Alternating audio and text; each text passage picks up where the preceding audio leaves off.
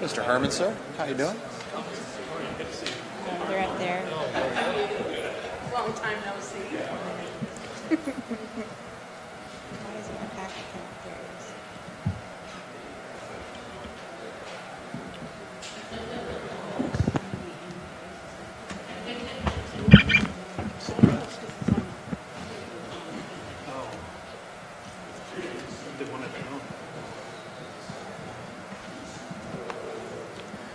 Okay, we're good. Good evening. It's 6:30. We're going to start the meeting, and would like to start with Mr. Herman, if he could give us the invocation. Okay. You'll bow your heads, please. Heavenly Father, we thank you for this beautiful day in North Texas. We thank you for bringing us all together. City of McLendon-Chisholm. Father, just guide us in our thoughts and actions so that they may be pleasing to Thee and pleasing to the citizens. Father, just protect us on our way home this evening. Protect those who aren't with us at this time. And Father, please protect our armed forces abroad and in the States. Amen.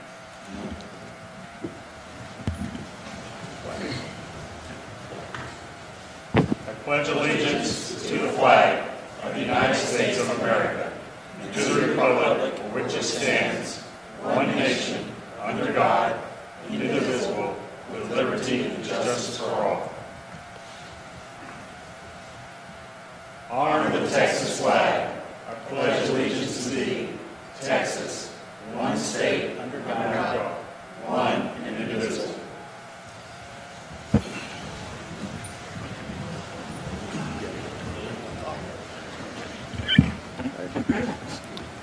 As always, we remind everyone that the rules of decorum are in effect tonight. And with that, can you not hear? Is the microphone not working? All right. Remind everyone that the rules of decorum are in effect tonight. And with that, we'll welcome the first citizen comments. Mr. Quinn.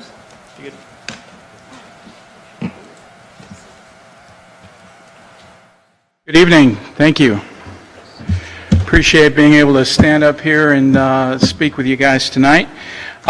Sorry for the late sending, but I sent you guys a PDF file, which kind of was the marketing material upon which most of us in Sonoma Verde were sold on our neighborhood, and what the vision for it was and what we were promised. One of those pages, I believe it's like 16 or so, you'll get to it, no rush. It said the PID will finance development of $41 million of improvements. Amenities funded include entry monuments, minor monuments, neighborhood open spaces, landscaping, amenity centers with pool and splash park, landscaped streets, medians, parkways, paving utilities. PID will maintain neighborhood parks, plural, landscaping, amenity centers, plural, and pools, plural, at no cost to the city. What I was told was that the PID was there to build the neighborhood, including 2 pools and a splash park, which I thought, 4,500 people, 3 pools, a splash park, probably 300 people allowed under fire code in each. It's a little stingy, but I figure, probably 30% of my neighbors are going to put in backyard pools, so that's about right for what this neighborhood's going to be. Now, as I understand it, things just keep disappearing and being taken off the plan over and over again. Now we're down to 1 pool. Our playground, when it got put in, we were upsold and told how great it was. Then when it arrived, Russell said, sorry about that, it looked bigger in the picture. It's the size that toddlers and 3- and 4-year-olds can play on in terms of the monkey bars and what have you. That's my issue. It looked a lot bigger in the picture. This is what I was sold. This is what I was willing to pay my PID money for. This is what I was willing to buy a house in this neighborhood for. This vision, this dream that's laid out in that PDF file I sent you. That's all I got. The ask, I guess, is We've been talking to the developers all along, voicing our concerns, and what we get is 30, 60, 90 days out, you'll have soccer fields. 30, 60, 90 days out, you'll have this, you'll have that. And then the plan, the next meeting, the plan comes around and some of that stuff has disappeared. So, again, thank you for letting me speak. Have a great night. Absolutely. Just for the record, I don't believe you stated your name. Robert Quinn, 1401 Carrara Drive, McLendon-Chisholm. Sorry. Thank you.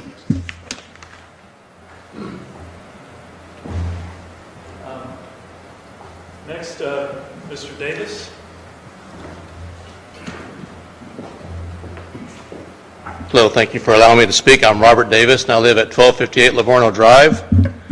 I just wanted to put out, reiterate on March 26th, the minutes for that city administrator had stated that she had contacted everyone within the 30-mile radius to inquire about animal control services, and the minimum amount was $30,000, which included a portion of the salary, benefits, truck, and facility charges. And we would be sharing the officer with other cities. That's not what is being put out now. That's in the minutes, and that's what she told me over the phone as well. In addition to that, I'd like to talk about what I think about this service. It is 76 miles away in moderate traffic. That's an hour and 45-minute drive to go get your beloved pet that has been picked up. Now, I don't know if we're going to be picking up just aggressive, injured, or animals only, but that's not what's going to be dropped off out here in the neighborhood. It's probably going to be a pregnant cat, a pregnant dog, or a dog with a mother with like 6 puppies because they don't want it. These are usually when you go to a shelter, you find those animals there, right? Not an aggressive or injured pet. Those are the things that are picked up. I don't even know why we're doing this service if that's all we're going to do is pick up animals like that. We can call the sheriff's department. We got an aggressive dog with rabies, and if you pick up an animal anyway with the rabies, or pick up an animal anyway without having a collar on, say for instance it's got out of the fence, its collar is missing, or it didn't have a tag on it, then you have an undue burden for the citizen to pay $300 per day.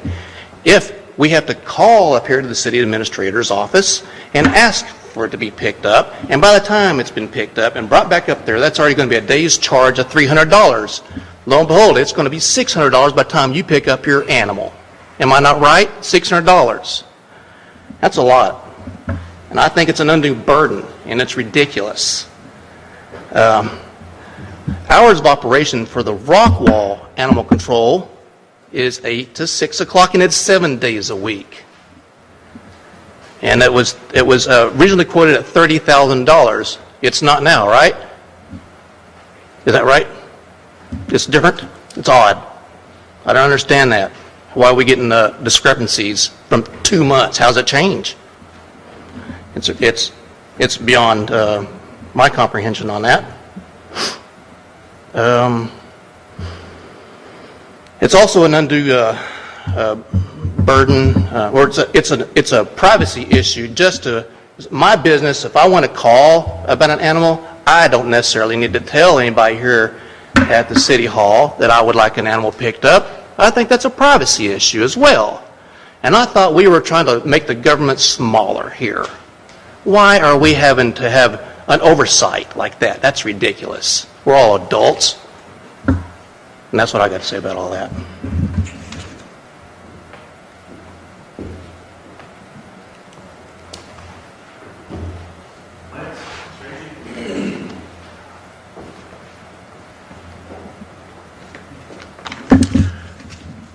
Lance Agee, 1509 Via Toscana. First of all, congratulations on the recent landslide election. 2 in a row. Way to go. I'd like to speak about the Sonoma Verde bonds and the direction of that development. As a resident of Sonoma Verde, and as someone who has in the past lived on land, much like many other people, we were promised certain things when we moved in, and certain things have not come to fruition. The city has made an investment with securing bonds. The residents have made an investment by buying the properties. I would advise the city council, before giving any bonds to any future development of Sonoma Verde to require that they present a plan and a timeline that explains specifically what their goals are and what the development is going to look like moving forward. I'd also, at that moment in time, ask you to put penalties onto the developers to ensure that they meet these deadlines for securing the bonds and for what they've promised to those who are investing in McLendon-Chisholm and Sonoma Verde. If they can't do that, I would highly recommend that our P&Z, with your direction, force a replatment to an 80-foot to a minimum 80-foot to a 100-foot lot. They can get a premium for those lots. They can put a little larger home in there, and it gives us a little more space out there. But as Mr. Quinn spoke, you have one swimming pool for 4,500 people. That has got to be the most unsanitary. It's, it's like a septic tank out there at that point in time. We've reached out. We've tried to work with the developers. I notified the previous councils of some issues, and we eventually got a tennis court, a little playground. But I would advise the city of McLendon-Chisholm before moving forward anymore and securing any additional bonds off the backs of the taxpayers of McLendon-Chisholm to require, one, a timeline, two, updated development plan, three, a replatment. Talk about the other thing here, the animal control. It seems a bit absurd to make people drive and spend that type of money to pick their dog up because it gets out of the fence. I would advise you to maybe find a cheaper solution, maybe negotiate a little better. That hasn't been happening much in our city lately when we've tried to negotiate deals on behalf of our city. Maybe we could approach Rockwall. We gave them 4,000 acres. Maybe they could swing out here on occasion and pick up a stray dog. Let's get something in return for what we're doing. I think you guys are going to do a good job. The other thing is when we look at the budget and the permits, that's going away. That's $20,000 off the city's budget. And where are we going to come up with that money? You're going to come up with taxes, then you got to pay for the fire department. It's going to be half of the city's budget in 3 years. Chief Jones and Mr. Larkin spoke and told us they could cover the city for $330,000. And if we add an additional 1,000 homes, they could cover it. We don't need tax increases. That's one of the things. People talk about open spaces, but people really move here because it's cheaper to live here. And if it's cheaper to live here, people are going to spend a little bit more money. So let's be wise with our money. I don't think you guys want to be the ones that increase taxes because of the actions of the people that sat there before you. The liberal spending and the direction that they went, it was absurd. We have faith in you guys. I know it's a tough decision. The carrot was dangled in front of our firefighters. I apologize that had happened to them, but we have to, as a city, no one wants to pay additional taxes. We get nothing in return for our city. I've not received anything from the city. I don't think Mr. Herman, Mr. Quinn, anyone has. We pay taxes, but there's nothing involved. The only thing we get is the city staff. So that's my point. Please consider those points in regards to Sonoma Verde and some of the other issues I've talked about. And again, congratulations on your decisive wins.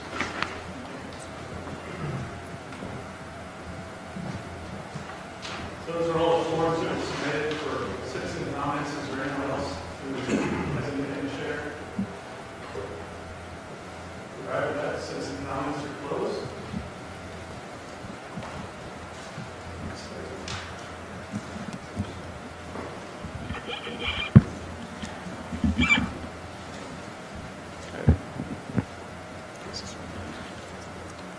All right. I don't know if this works or not. Next item on the agenda is approval of City Council minutes for the meetings on May 10th, which was the canvassing of the vote, and May 14th of our first regularly scheduled council meeting with this new council.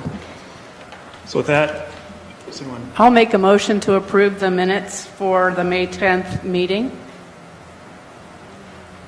I'll second that one. Okay. And a motion and a second. Does anyone have any discussion? All right.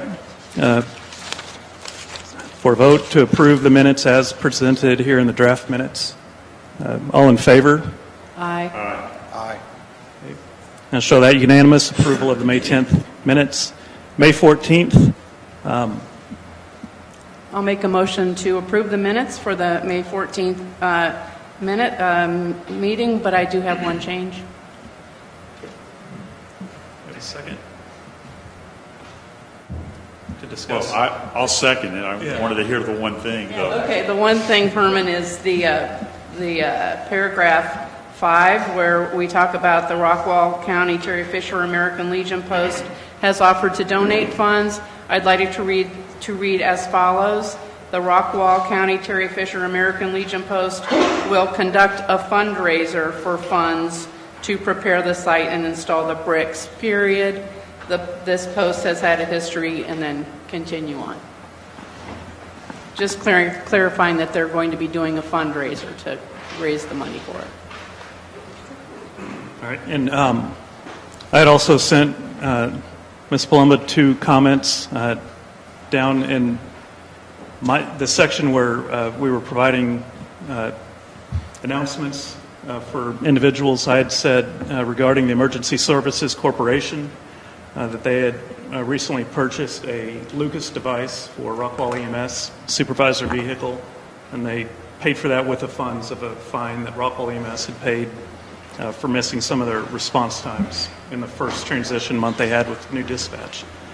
And then also I brought up the notion of having work sessions or executive sessions prior to regular meetings. There was no vote, of course. It was just a topic that I brought up, so I just put it in there for the record. Those changes, does anyone have any comments or? Well, let me just ask this administrator question. Are those changes significant enough that we should delay this?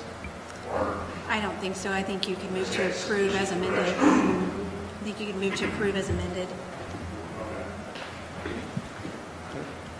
So, did I make a motion that we approve as amended? I'll second that motion. all right. Motion to approve is amended, seconded, and all in favor? Aye. Aye. So that passed unanimously. All right, 6.1. First topic is discussion and action regarding an ordinance denying the proposed change in rates of Oncor Electric Delivery Company, LLC. That was requested by Ms. Palomba, and if we could ask up Cindy Tayum to the lectern. Thank you. Good evening. My name is Cindy Tayum with Oncor. Mayor Pro Tem Bloom, council members, and city officials, thank you for allowing me just a few minutes of your time this evening. To give you just a brief background, on April the 8th, Oncor filed with the Public Utility Commission of Texas and our cities an application to amend our distribution cost recovery factor. This is a factor that is used to recover investment made in our system since the last rate case 2 years ago, January 2017. Bottom line, to the average residential customer, this would mean approximately 68 cents per month. And we have asked to implement this on September the 1st of this year. Whenever we file a rate proceeding with the Public Utility Commission in our cities, we actually ask our cities to deny our request. The reason why we do that is because the Public Utility Commission has determined that we need uniform system-wide rates, and they have appellate jurisdiction over all of our cities in rate making. So when the city denies our request, we appeal that request or that denial to the Public Utility Commission, and then they hear the case for the entire system on behalf of all of our customers. So that's why we have before you tonight an ordinance to deny the case. I'll be happy to try to answer your questions if you have any. Does anyone have any questions? No, but I want to thank you for that clarification. It was confusing. All right, so if there's no questions for Ms. Tayum, we have a motion. Mr. Mayor Pro Tem, I'll make a motion that we approve the ordinance as written to deny the rate increase by Oncor Electric. I'll second that motion. All right, motion on the table and seconded. All in favor? Aye. Yeah. Unanimous? Thank you. Thank you, Ms. Snell. All right. 6.2, discussion action authorizing the city administrator to execute a letter of engagement with Ray Smith, CPA, PLLC, for accounting services. Ms. Lisa, if you want to give the background on that. I know we voted or discussed that last meeting. Yes, if council remembers, it started before the current council. Current council took requests for qualifications for accounting services. We originally tried to extend a contract with, or make a contract with Judd Thomas Group. The terms just weren't acceptable, and so council directed me to move forward with our current accountant, Ray Smith. Ray's been with us for approximately 12 years, and he is here tonight if you have any questions regarding the contract or the services he provides. Does anyone have any questions for Mr. Smith? I'd like to make a motion that we authorize the city administrator to execute a letter of engagement with Mr. Smith. I'll second that. All right. Is there any discussion? Okay. All in favor? Aye. Unanimous? 6.3, discussion and action authorizing the city administrator to enter into an agreement for public improvement district administration services with P3 Works. As a reminder, we had received qualifications from several companies offering their services. We, as a council, submitted our ranking of those independently to Ms. Palomba, and then she calculated the one, and the one that scored the highest was P3 Works. And as a reminder, this is approving the contract. There is no cost to the city for this. So with that, I'd open up for a motion, unless you have anything to add. We do have a representative here from P3 Works. If you do have any questions, he's here to answer those. I do have one question. Do you work with the title companies and real estate companies to provide them information on what a PID means and how that would impact a potential home buyer or home seller? Yes, ma'am. We work with title companies, realtors, home buyers every day. We have a website set up and an admin email and a phone number where they can call us anytime. We answer any questions within 24 hours, and we can explain what the PID is and how it affects the home buyers and escrow and everything. How do you reach out to them? We get in touch with them early in the process. When we find out who the developer is selling homes to or contracting with, we'll get with them and we'll get with their title companies at that time as well and provide them all the disclosures they need to provide to the citizens. So you have a separate disclosure for them to present to the home buyer? Yes, we have a disclosure we can prepare for the developer selling to the home builder for a large amount of lots, and then there is a separate home buyer disclosure that is required for the home builder to prepare and provide to the home buyer. And then I might have not heard you, and do you have a website where your homeowners can go and get information? Yes, we have a website, p3works.com, there where they can search by their PID or by the city or by their property address, legal description, or tax ID. They can pull up specific information about their property, what their assessment is for the year. It breaks it down by principal, interest, and other fees, and then they can also view more information about all of our PIDs. They can go click on the PID they're in, view the original service and assessment plan, the latest SAP update that we provide to you every year, and then they can also view any other information about the bonds or anything like that. We provide all that up front. And then one last question. How will you be working with the Rockwell Central Appraisal District as far as billing goes? Sure. We've actually already been in communication with Rockwell CAD discussing any potential problems they had last year and how we're going to solve those problems moving forward this year. They've already been in contact with their software vendor on some changes to be made Those software changes is about $67,000, and so that cost is being spread out across multiple PIDs. Whoever has that software, we're working with those public improvement districts to spread those costs out to make sure everything is smooth and uniform going forward. And then we work very closely with our counties, whether it's the tax assessor or whether it's the appraisal district, whenever we approve an SAP update. Every year we take that assessment roll, we will send it to the county, we will ask them to verify they've received it, and then whenever they put it on the assessment roll, we actually ask them to send us their assessment roll back.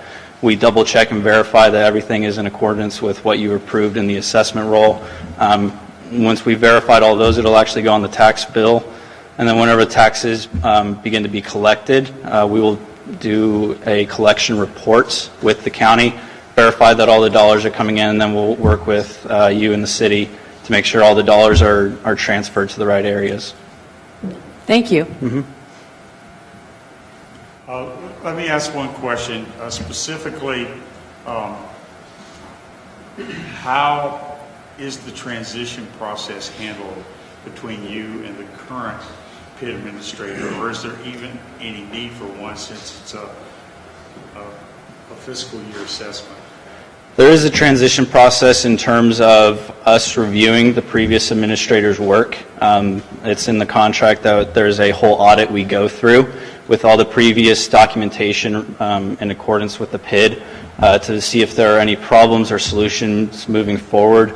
We provide all that up front so that the administration going forward with any service and assessment plan updates or new improvement areas or bond issuances is all taken care of on the front end, so we don't have any issues as we take over. Thank you. My question for you is, in this process of switching vendors between our old PID administrator and P3 Works, how smooth is the transition process going to appear to our residents that are inside of the PID? Upon getting this contract, how soon are you going to be reaching out to them to make sure that goes smoothly? I don't want the vendor transition to be either in a confusing process for our citizens. The process from the citizens' viewpoint should be seamless. They really see the assessment on their county tax bill. They'll still see that the same way this year. But we, of course, are open to any citizen contact.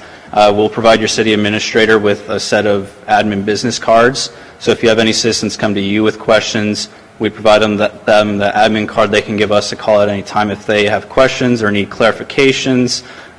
We're happy to answer any questions that homeowners may have. Well, I mainly want to, more as like an informational to the citizens, because right now their assessments are being collected not through CAD. Mm-hmm. And then the assessments are going to be collected through CAD. So you have a notification process that you're going to be able to contact the citizens to let them know that that transition is going to happen, so they're not surprised by it. That they're currently being collected by CAD. Oh, they're currently? Oh, I thought they were doing it. Okay, I thought they were going to suspend. Oh, they were going to suspend it. Okay. Mm-hmm. Yeah, but it will show up on the county tax bill as another line item. Whenever the SAP update is approved, we also upload all that information to our website so they can go and search what their assessment's going to be at any time. We usually upload that on October 1st, so after that point, they can go and search their property and find out exactly what their assessment's going to be, so they're not surprised when it comes on their county tax bill in November, December. Okay. No other questions? All right. Yes, we do. So, going to make it? Mr. Mayor Pro Tem, I move that we accept the proposed contract with P3 Works and authorize the city administrator to enact it. I'll second it. All right. Motion with a second. All in favor? Aye. All right, unanimous approval. Thank you. Appreciate your time. All right, 6.4, discussion and action considering the adoption of a resolution accepting and approving a preliminary service and assessment plan update and preliminary assessment rolls for the Sonoma Public Improvement District, calling a public hearing on the levy of special assessments against property in the district, and approving all other matters related thereto. Again, this was requested by Ms. Palomba. I know we have Jim Sabonis here. Is that correct? Sir, if you could just explain who you are and the need for this resolution, if you would.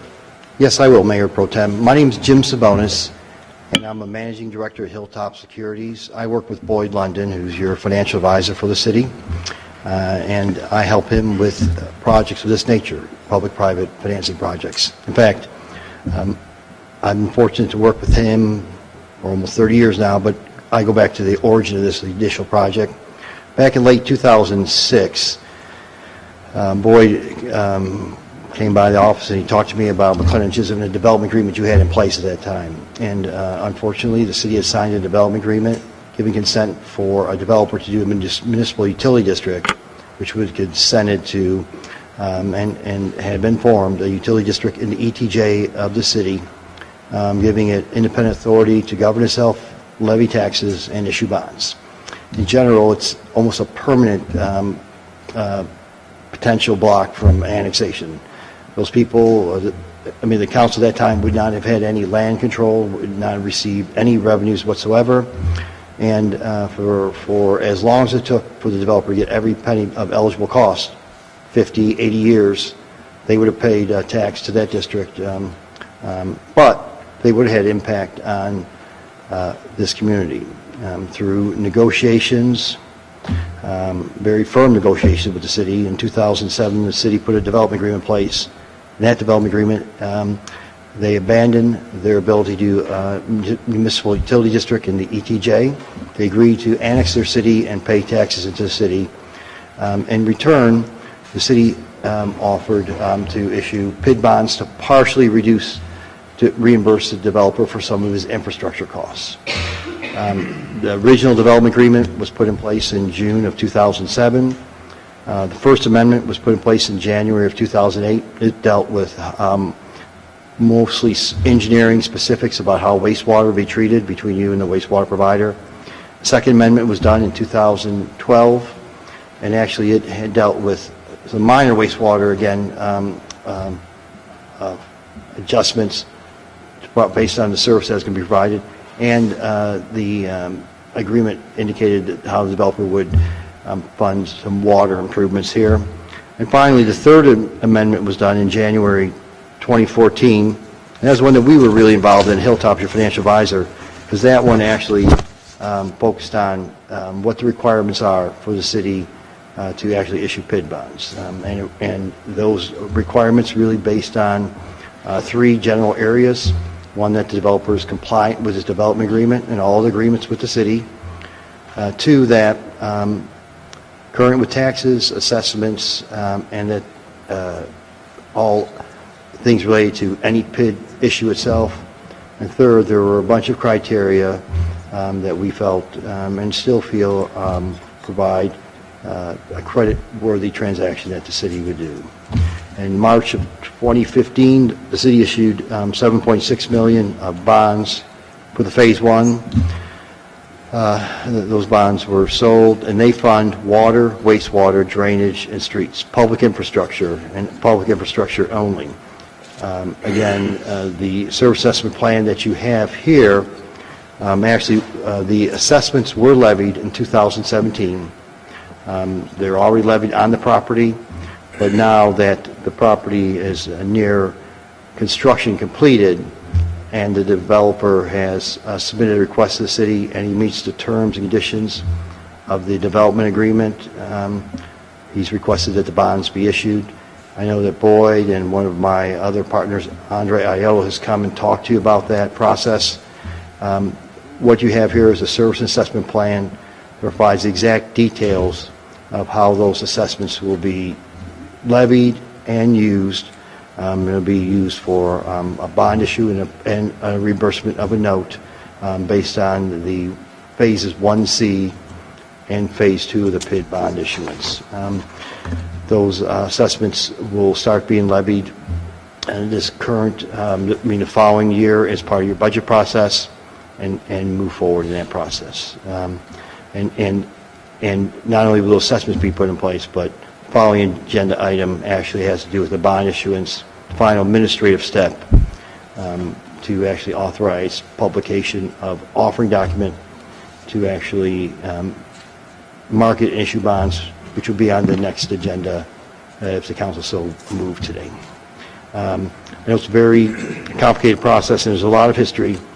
I want to stress as financial advisor, our goal, and I'm proud to say that we helped fight and came up with a creative negotiation strategy to incent/require a developer to come into the city limits.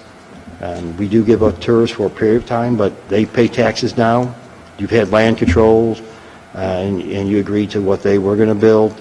And in the future, you know, those assessments will be paid off, and they'll pay full taxes to the city. So we're proud that we were able to help to do that, and it means millions of dollars over time and revenues to the city.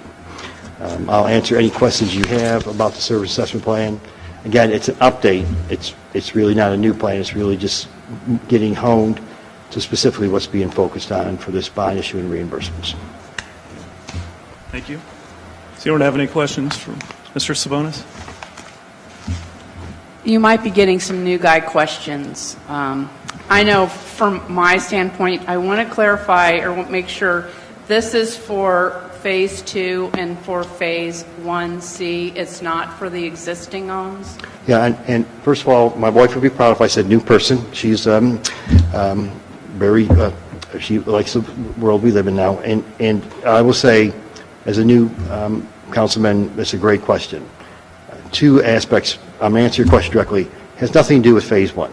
This is actually a phase that's under construction and contracts for building homes are in process. This is separate from Phase 1. There'll be no additional liabilities or costs to Phase 1.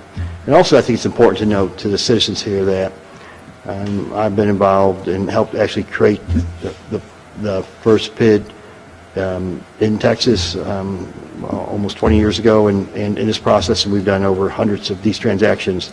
This is structured as a conduit. There's no city taxes, no impact on the existing homeowners. The city acts as a conduit by levying assessments, collecting assessments. Those assessments will be used to pay all third-party costs to administer it, pay back any bonds, and any notes payable. They're clearly in the legal documentation and with the agreements with the developer and the offering document the bondholders indicate this is only a levy of assessments on the geographic area that's being issued. And these assessments will be on 1C and 2, Phase 2 only. Is it your opinion that the developer has met their obligation with Phase 1 with Phase 1 of the project?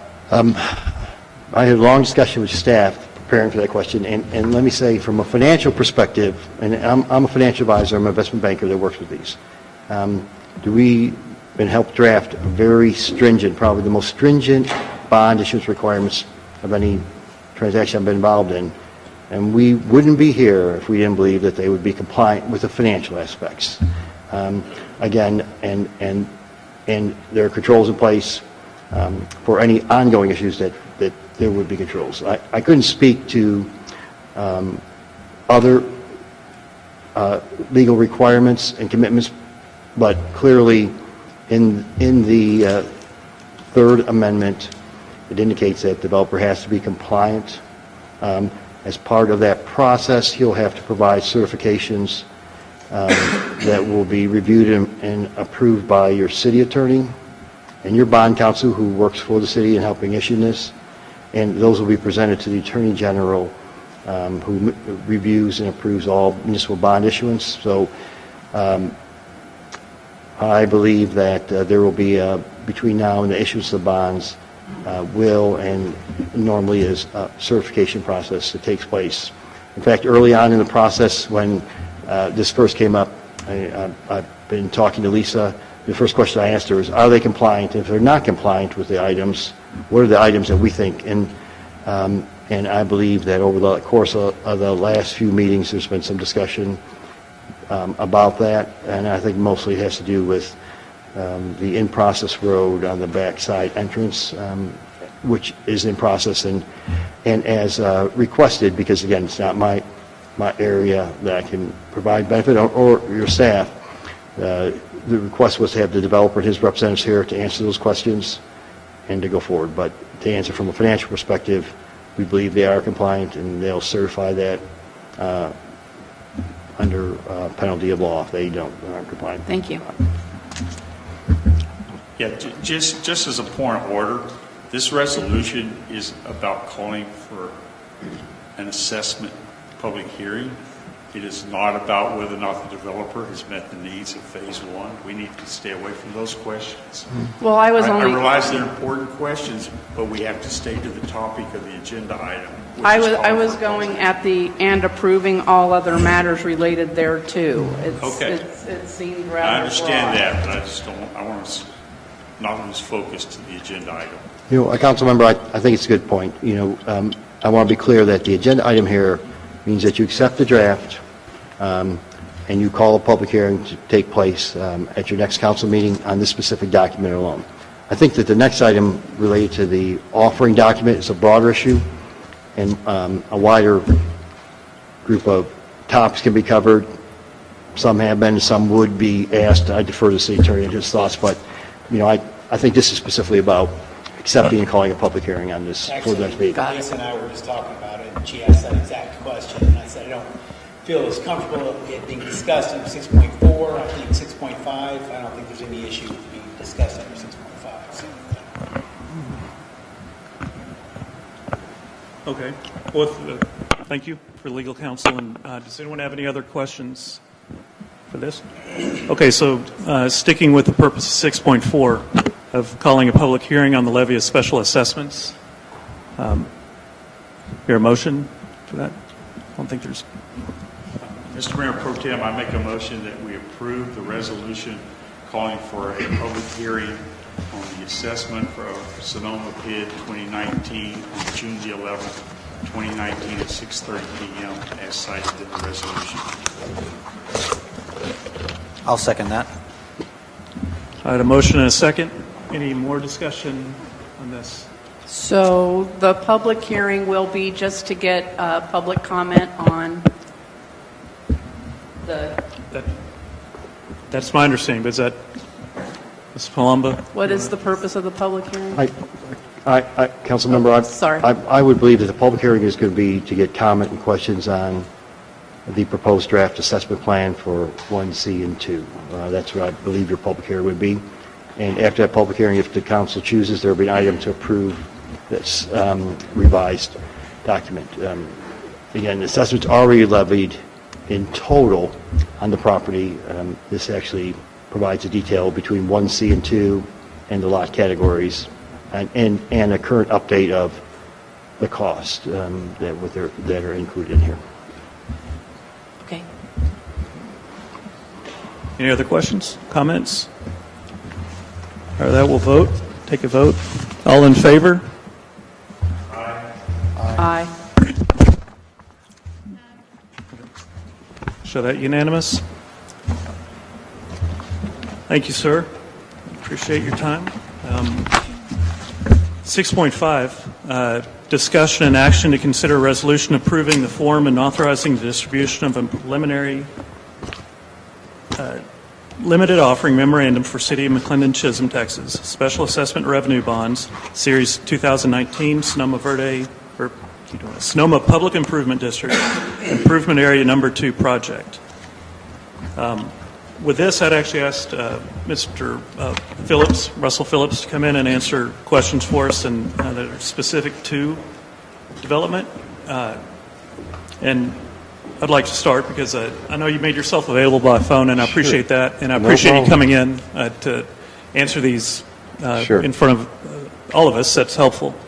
And I will say one thing that I take seriously is by having the privilege of representing citizens here in McLendon-Chisholm is to do what we can to make sure that they're getting what they were told they would get. Sure. And I'm not saying they're not or they are, but I want to give you the chance to answer that comments of more than one pool.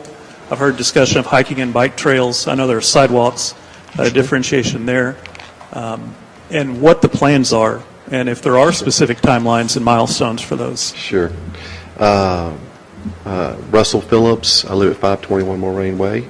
Thank you for allowing me the opportunity to speak to some of the comments here and also to make sure that you have the information you need to move forward. Lisa, I just emailed you a couple of things, and I would like for you to put it up for everyone if you don't mind. It is the agreement that we have with the city and the requirements of that agreement of what needs to be done and when. Also in that is there's an exhibit that was attached to our final agreement that shows what we committed to do. So I think it would go a long way in helping if we start at that point. So I'm hoping you can pull it up anyway.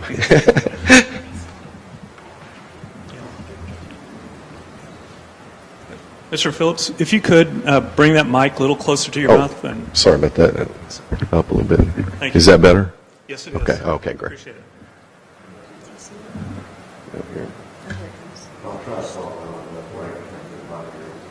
First of all,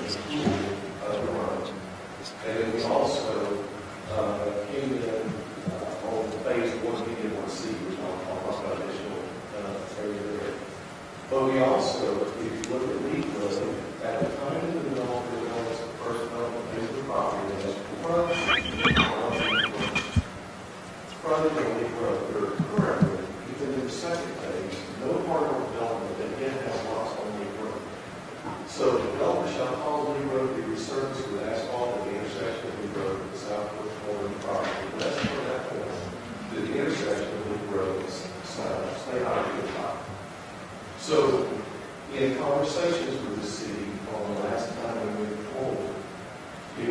everybody was saying that we really need to do this road. And so we agreed to do that road, and it's under construction right now, this day. But you can see, it was not required to later. There was a comment about, well, the city made us come in and put a basketball court and a tennis court and a sand volleyball and all that. No, that wasn't the case. We did that all right. And we honored every bit of the agreement with the city. We have built a sewer line. We've given it and needed. I mean, basically, you own it. It's your revenue stream that you're using it for doing it. Also, we came into the city, just like Mr. Constable said. We agreed to a limited number of units over the whole piece. And you now get taxable sales tax, and more tax on each of the homes that's in the development because of the negotiation, quite frankly, that they did. So we think we have a good agreement. We've done everything that we said we would do. Both, as we all have before, it was highly accepted in the community as far as the economy is what I mean, and what there is done. So I wanted to just take a minute and walk through that, let you know a little bit of history and why we're here and what we've done in the development. Now, as to some of the other things that we're looking to do, we did talk to homeowners last year at the beginning of the meeting, and they wanted to use the amenity center on a full-time basis, because right now, once it gets hot, it's difficult, and it's difficult, they're not able to use that area. And so any almost been done by the developer is he's coming in with closing that area off, and they have plans that are almost finished. I don't know how far out. The plans are in the preliminary stage right now, but if we get everything approved, we look to construct it after the summer season. Okay. So in time, though, for the winter season, so that it would be. Yes. We're looking at doing half of the open of the area. If you don't mind, what the concept Is that in this document or a different one? that's everything. When I approve it,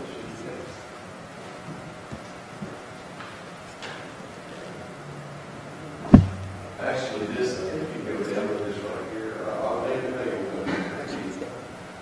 look at it. And I'm so sorry that it's so hard for everybody else to see it. I'm hoping you can also see it on your computers a little better. This right here shows everything that we get committed to the city.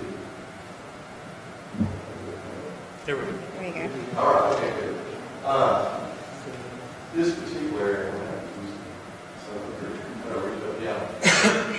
okay, this particular area right here is the amenity center area, and we had one lake. Sorry. I'm trying to get it better.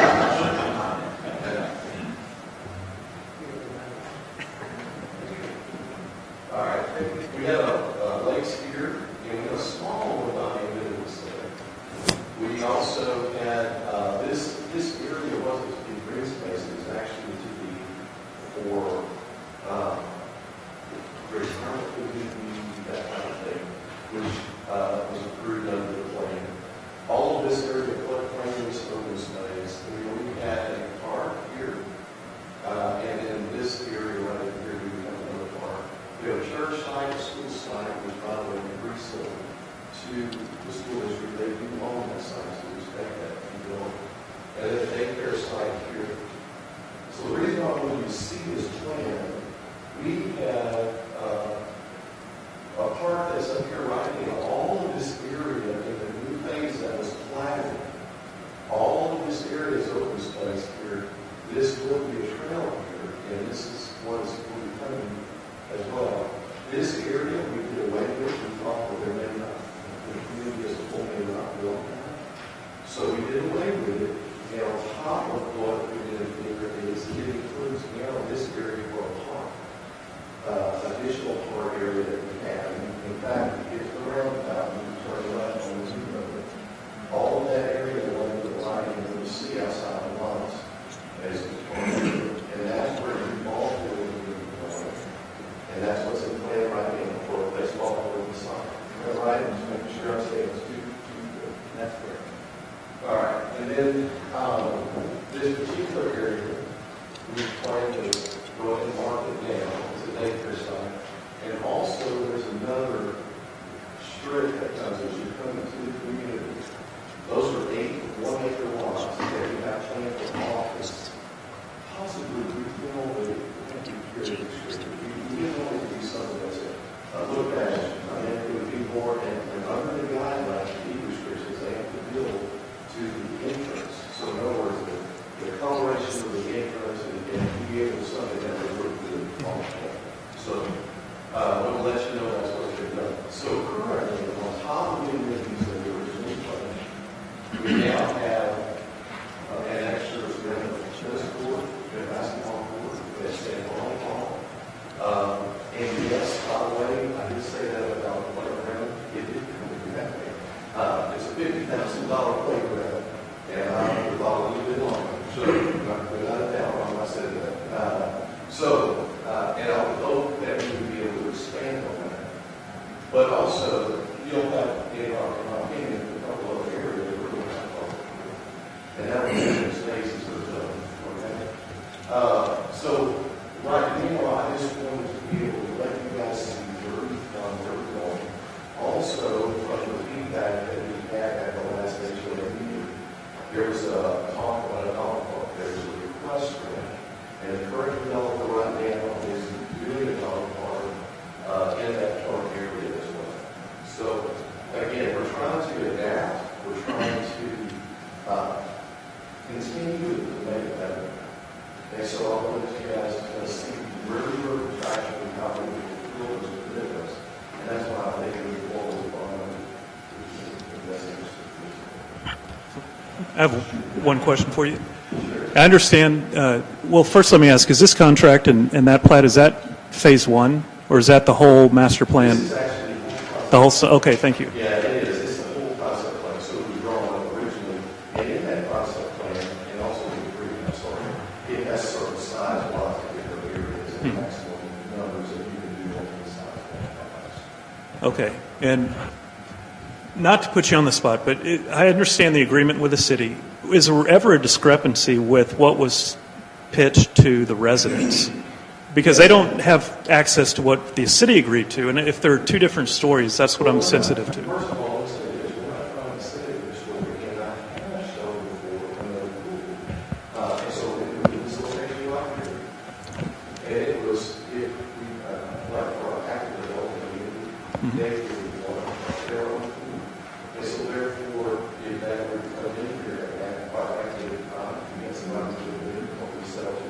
And it will actually develop a lot of sell, but it would go right there. Okay. So, without the doubt, and by the way, I have before we had meetings, sat there and had a layout where we can talk about different locations, this may happen, this may happen. Without a doubt, I mean, I'm trying to share as much information as I can, but we also have to build as it's being developed down the road, that's so long. The other thing is, I think it's neat to have a pool and another splash park and all that kind of stuff. We realize everything you have like that, and those are expensive items as far as maintenance. Realize the HOAs go up, so it's better to, if we need to, look at. But let's evolve and continue to build that, listen and understand that we're doing things that we need. And we think we can go above and beyond the infrastructure, like that. Also, as we look around at other master plan communities, there's a lot of them that are lacking in communities, quite frankly, when you look at what we have. And we also, by the way, and I don't know if that's still the case on this phase, but we put the assessment, the sense, is that how you call it, the sense rate, you know that is in the tax, was lower than every other master plan community set going. Okay, in our area, I'm not saying that, Right. that's not on purpose.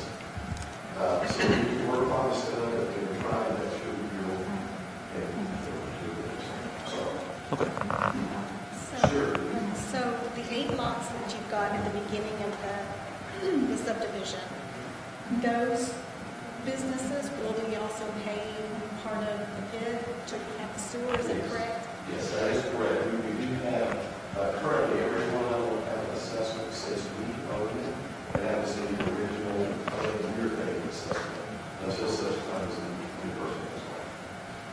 stated that those businesses will look similar to, like you stated, like a medical or something like that.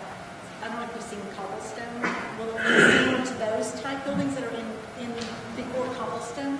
Do you know where Hayden School is? That subdivision that's On Horizon. that's Yes, so what we do is currently there's brick and stone, and we would require elements that would complement that. So in other words, it looks like the lines that we make together. so no straight line type building. No strip mall, no strip center, nothing, it was just kind of all glass. Right. You got this area over the side. Did you have a question? How old is this image that we're looking at? 2006, I think, is when we originally did this.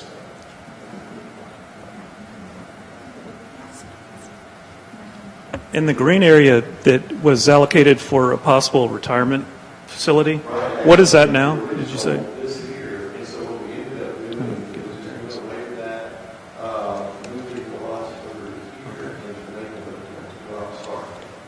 About like here, and then the rest of this park area, and that's what we do this here. Okay. That's where the dog park and the other park. Gotcha.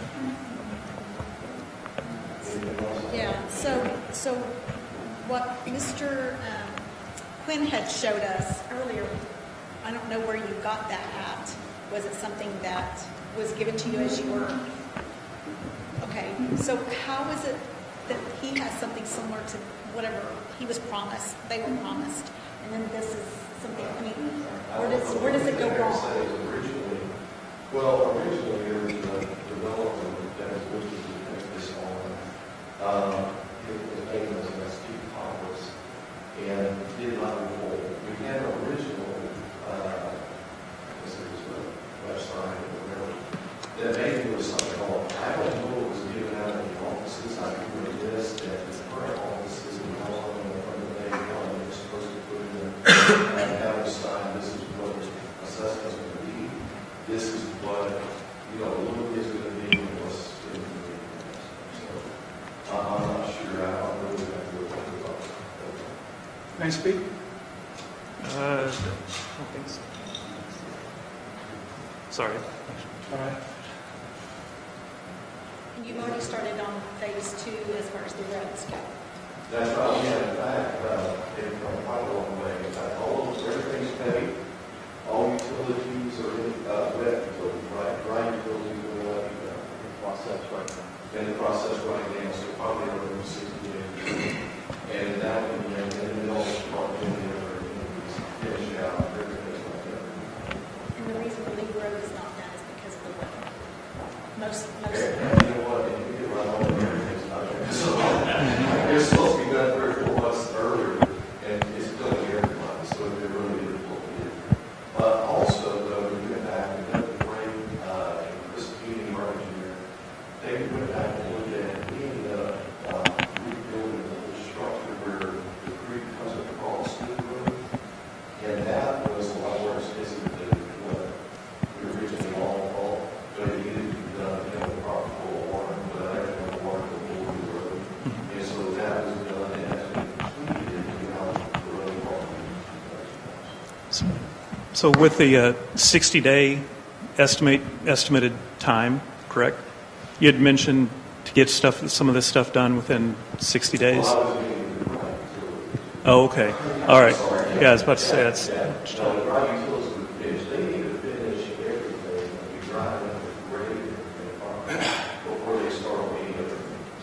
Okay. So hopefully we'll be proud of it. Yes. Would it be possible for you to send Lisa an updated email on the finalization timeline? Absolutely. Yeah, you have to. You have to. All right. Absolutely. And tell me one more time, how many total homes are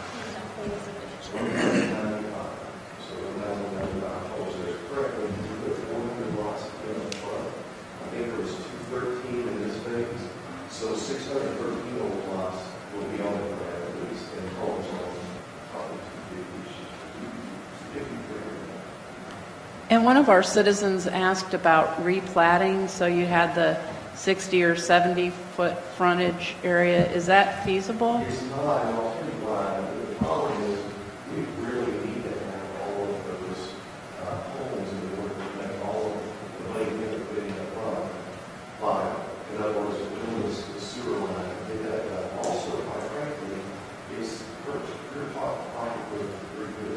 Right now, you get every home that's in there, you get weeds off of the home, you get another service for the sewer, you get weeds off of that. You also get revenue stream on the actual sewer. And also, as a reminder, in case all these are something we don't know, there's another 400 taps total that can be used in other parts of the city. And so it's important to know that because if you have another project that comes and it's the way we want it to be built, that could be possibly worked out in all of us. So, thank you so much. Thank you for coming. Thank you.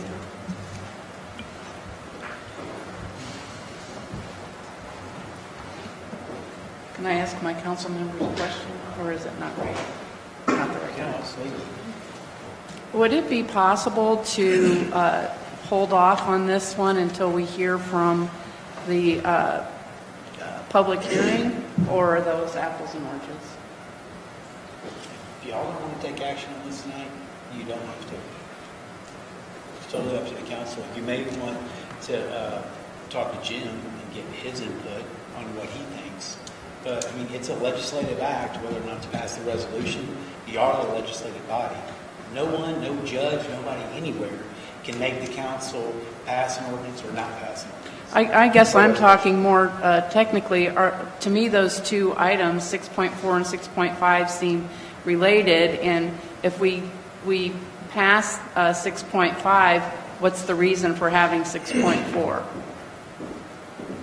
Well, 6.4 was the public hearing. Right, but why have a public hearing if we already passed the bond for Phase 2, which is 6.5, correct?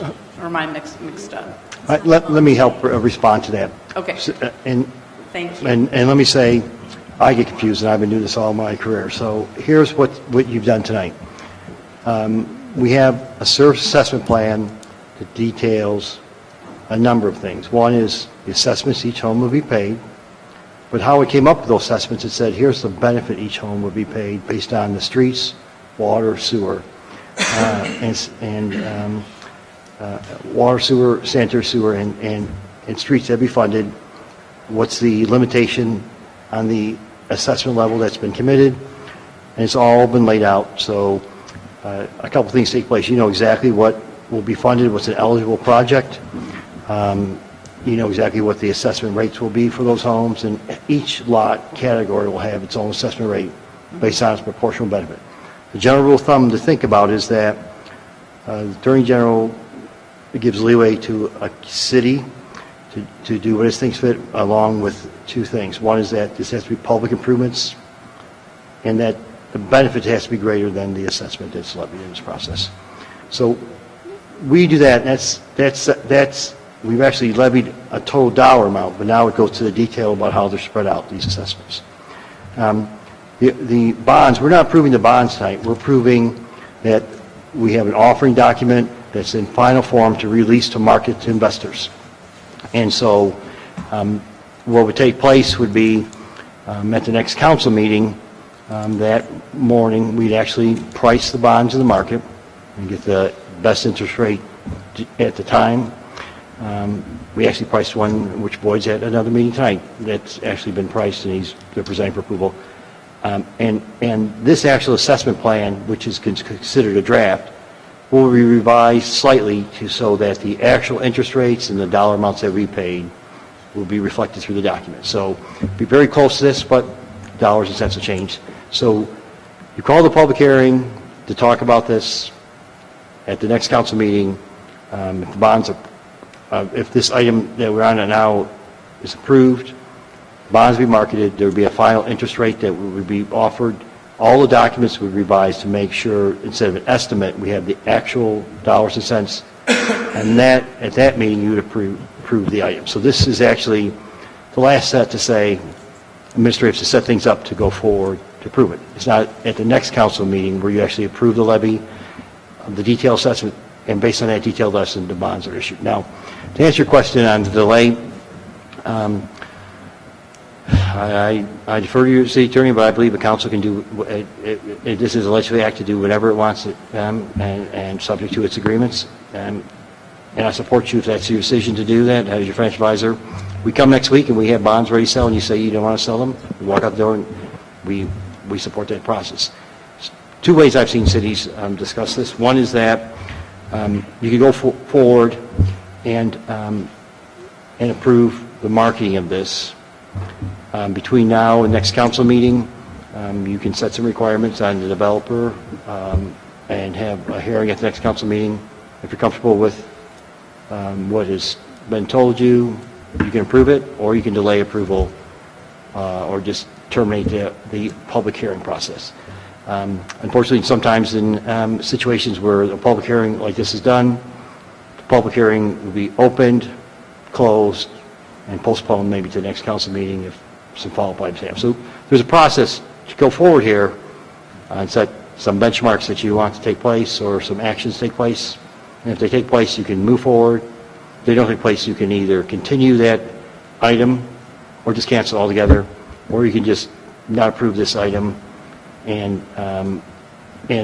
what would take place would be the public hearing next time would not be held, or would be held and there'd be no action because no action would be required, and we would start the process all over when you're ready to take action in that time frame. This public hearing, after publication, I think there's a 10-day notice, and so again, we can stop and just start all over again and just eliminate that from the item, or you can open it up and just kind of continue the process. Those are two ways that you can go forward, and it's each community's determination how they want to go forward at this point going forward. I think it's also important to note that it's a preliminary, so it's not intended to be final. Preliminary is just, hey, you know what, let's get a starting point, figure out, and you correct me if I'm wrong, but I think that was what Jim was saying. If you have this, then you have the public hearing, and that's why they kind of go together. So you get a feel for how the how the public views the preliminary offering. So, hey, you know what, not a good thing. You know, we're not going to go forward on these terms. That's what Jim said. Hey, we start the whole process over. But that's kind of how they both work together. And the way to think of this, and there's a lot of process involving bonds or things for cities that are kind of a not to exceed amount. So the service assessment plan you have has a conservative high interest rate, has a power bond on sides. What would take place would be, the final one would be no greater than this, could be lower than this, depending on how the bonds were marketed at that time. And for example, Boyd, London, your financial advisor, he's at another meeting where we priced the bonds on his behalf. We had a large project that sold publicly approved bonds, very similar to this, on a phased development. And the initial interest rate, we had a high conservative number to illustrate to the potential homeowners. Public hearing was called, but the final marketing today was maybe 80 basis points below that. So, everything got revised downward to the new interest rate and the new transaction numbers from that process. So this is presented as kind of a not-to-exceed process, these numbers. Mr. Phillips, if I could ask you another question. To Mr. Sponis' point, would you be willing to put some of the plans you discussed tonight in writing and put a timeline on those? Okay, I just want to make sure it's... Oh, I'm sorry. The baseball field or... On timeline, you okay? No timeline. Would you say the question one more time? What's the request? So the amenities that you talked about, like the baseball field, the soccer field, right? Those have not been built. That's correct. Would you be willing to do those, to put that in writing as some type of timeline associated with it? I know we won't have really, I guess, the authority to enforce it, but I'd like to see a commitment just to make sure, because I understand what you've done for the community, and I respect that. Yeah, obviously, your development's important to the city, but I just want to, That's not a problem. We'd be happy to. okay. Okay? And so we could have it for, probably, the public hearing? Okay. Be great. Happy to do it. Thank you. Okay. Appreciate it. And Mayor Pro Tem, I'll follow up on that and what you may do. When these bonds are issued, there's a process where a developer has constructed some assets, some are yet to be constructed. You can kind of structure a holdback type concept where you might, I think approximately about 85% of the infrastructure has been approved, and what would take place would be that when we size the bond issue and we look at how much funds are generated, the developer, there's a construction account. The construction account is funded based on what's yet to be completed.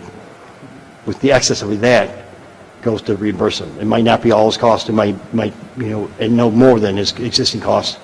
And you can talk to the city attorney, but sometimes they'll actually maybe have some financial benchmarks. We can't change the bond issue, but you can have a side agreement that would say we would release these based on some benchmarks being met at some different time frames. And I've seen that in some of these things, because again, you need enforcement process to make sure that a timeline gets met.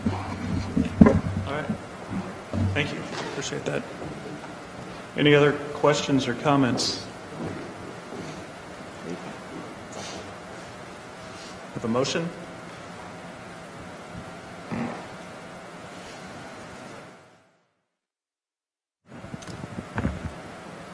Can I make the motion?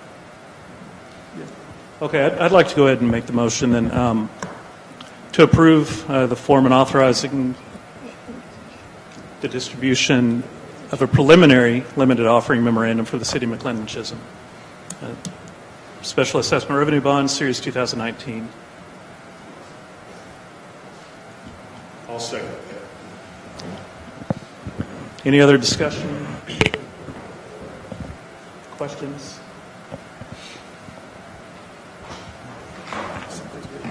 Yeah. All right.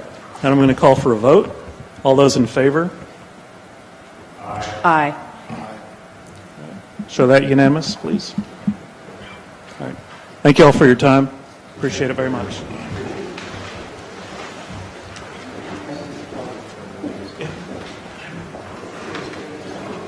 All right.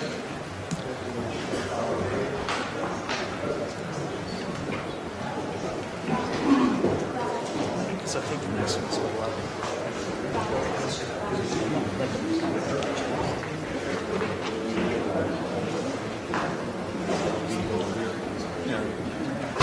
All right. Moving on to 6.6, public hearing, discussion, and action regarding a request by C&G Rose. Oh.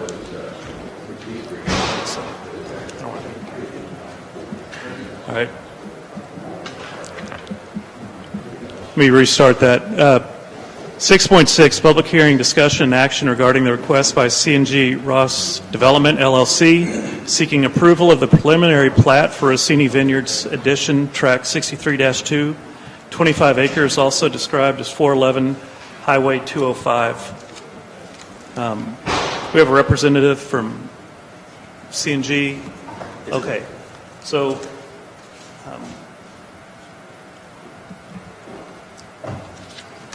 you want to start there with Mr. Coker? Mr. Coker, would you like to kind of explain?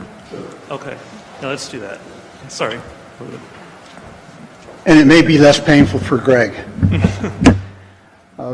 This is a subdivision plat, not zoning. Zoning was done last year early on, and it's a combination of the front 3.5 acres being a planned development district for a winery, and the remaining 21.5 acres stays the SF 2.5 that it was originally. And so this is a subdivision plat that subdivides the 25 acres into 2 lots. In order to get a building permit in the city, you have to have a platted lot, unless you were subdivided before you became part of the city. And so what you're considering today is that, not zoning. Zoning's already done. There are a couple of things that I think are really beneficial as a result of approval of this preliminary plat. and that is we get our first winery, or at least you do, and we get a really positive resource for the citizens of the city, because this is going to be a homegrown winery. It's going to be awesome. At any rate, that said, they are also dedicating 15 feet of their property to us for the future expansion of State Highway 205. This is a preliminary plat. I had recommended that we consolidate the preliminary and the final plat into one document, but the city engineer had some additional engineering questions that he wanted to have resolved. They're attached in your packet at the back. And so the Planning and Zoning Commission recommended approval subject to compliance with the conditions that are in the staff report and the engineer's comments. And we reaffirm that for your consideration tonight. This is going to be good for the city. I'll be glad to answer any questions, Mr. Mayor. I just have one, or really a point of clarification, just to reinforce that since this has already been recommended by P&Z, Yes, sir. this isn't a discussion about usage or design, buildings, nothing. This is just the To divide it into formality two of lots. establishing the two lots. That's correct, sir. Okay, thank you. Other questions? So, Mr. Coker, while I realize it has nothing to do with it, just clarify my memory. I remember when we talked about this. Did the house go in front of the pond or behind the pond? There was a big issue about Well, that. the winery is going to go in front of the pond. Winery, I'm sorry. The winery is going to go in front of the pond. In front. And when I say in front, between 205 and the pond. And I realize it has nothing to do with this. That's correct. But it's for clarification, so you understand the geography some. The backside of the property is going to remain SF2. That SF 2.5, yes, sir. 2.5 acre lots. And they're dedicating a shared access easement from 205 to the remainder of the property. If it helps the council any, the plat is just the set out and the layout of it. It's not the use. Use is under 211, 212 is platting, so it's just setting out basically like a schematic. It doesn't affect the use of the property at all, if that helps.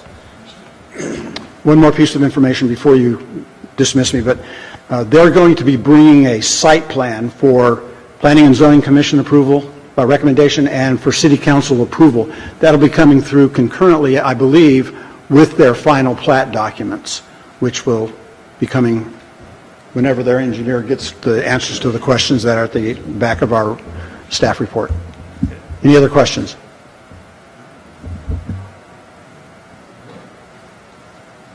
No more questions for Mr. Coker. Does anyone have questions for Mr. Rossini or Ms. Rossini? No. Okay. So as a public hearing, is there any other obligations we? That's it. All right. Does anyone want to make a motion to approve this? So, Mayor Pro Tem, I make a motion we approve the replat. Real fast, since we've got public hearing, I thought we were... Yeah, you have to close the public hearing. Yeah, Oh, open it and then close it, so... Yeah, okay. So do I gavel? Yes. All right, so with that, public hearing is closed. Oh, I need to open the public hearing. Okay, thank you. Thank you, sir. Yes, sir. Okay, so opening the public hearing on the plat, preliminary plat for CNG Roast Development, LLC.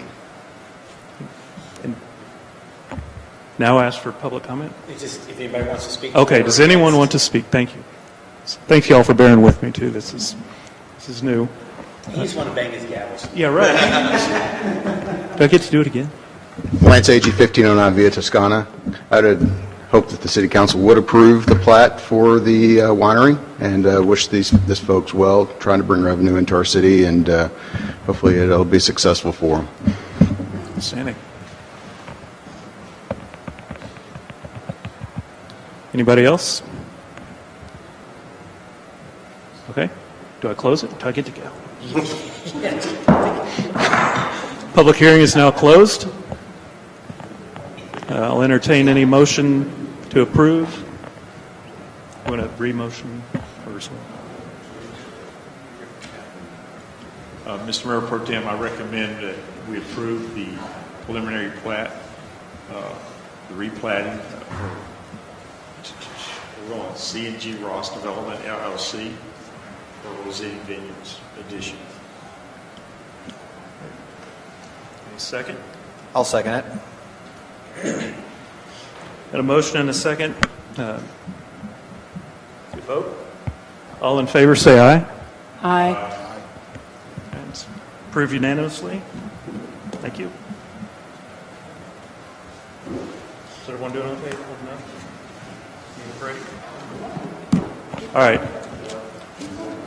Okay, I'm good.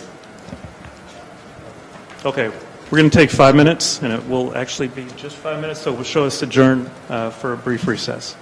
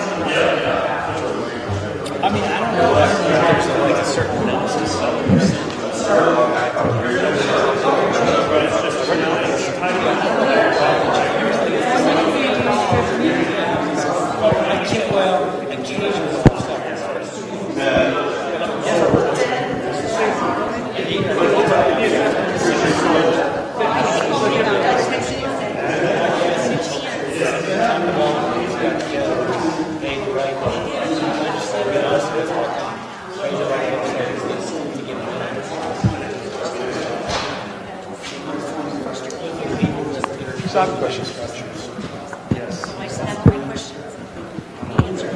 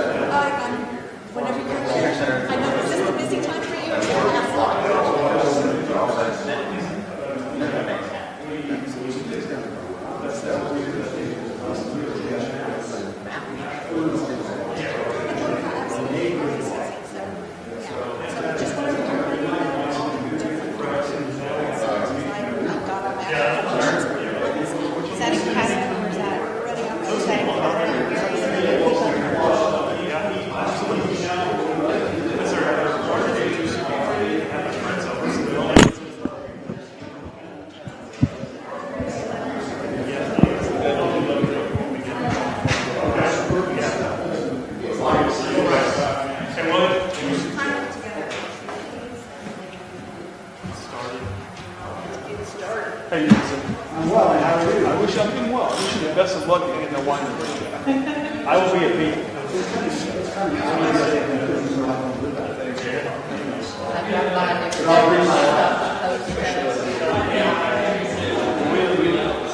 We live out north of Frisco area, out in the country, and there's a couple of rural wines that are out there.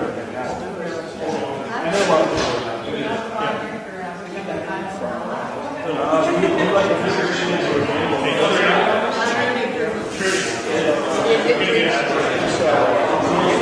sit down.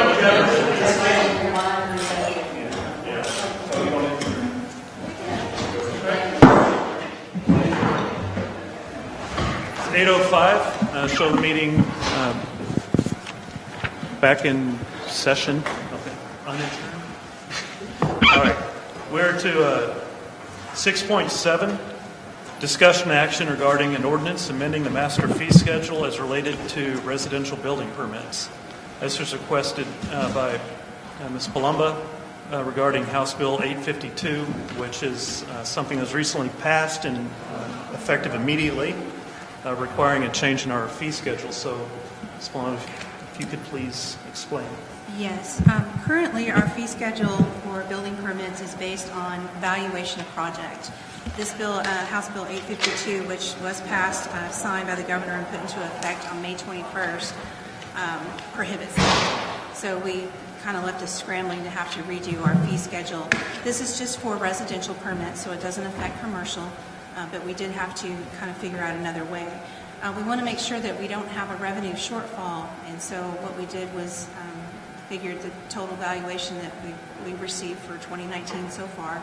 I didn't go back to 2018 or 2017 because housing trends sort of change. You know, sometimes we get bigger houses, we get smaller houses.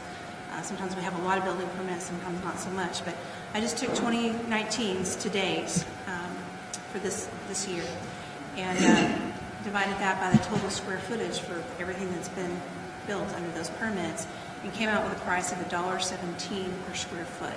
So since we can't do it based on valuation, it kind of leaves us with some limited options, and price per square foot is one, and some sort of a flat fee is another. And so I think to meet our needs, the price per square foot works better. And I would say that probably this is a fair number, and we just kind of need to watch the trends, and we may need to adjust down the road if something changes. But our average house price is probably in the close to mid 400s, and this would bring us in about the equivalent amount of revenue with this price. Also, just a couple of other tweaks on the master fee schedule related. I gave you the original master fee schedule at your place, and then I gave you a clean copy of the revised one tonight at your place. The one in the packet has some formatting issues that made it kind of hard to read. Just a couple of minor tweaks. So residential new construction, I put that at $1.17 per square foot plus inspection fees on top of it. And that would be total square footage, so no matter what they're building. So whether it's the garage part of the house or the main living area, it would all be included. Residential minor construction projects, we're recommending that would be 59 cents or roughly half per square foot.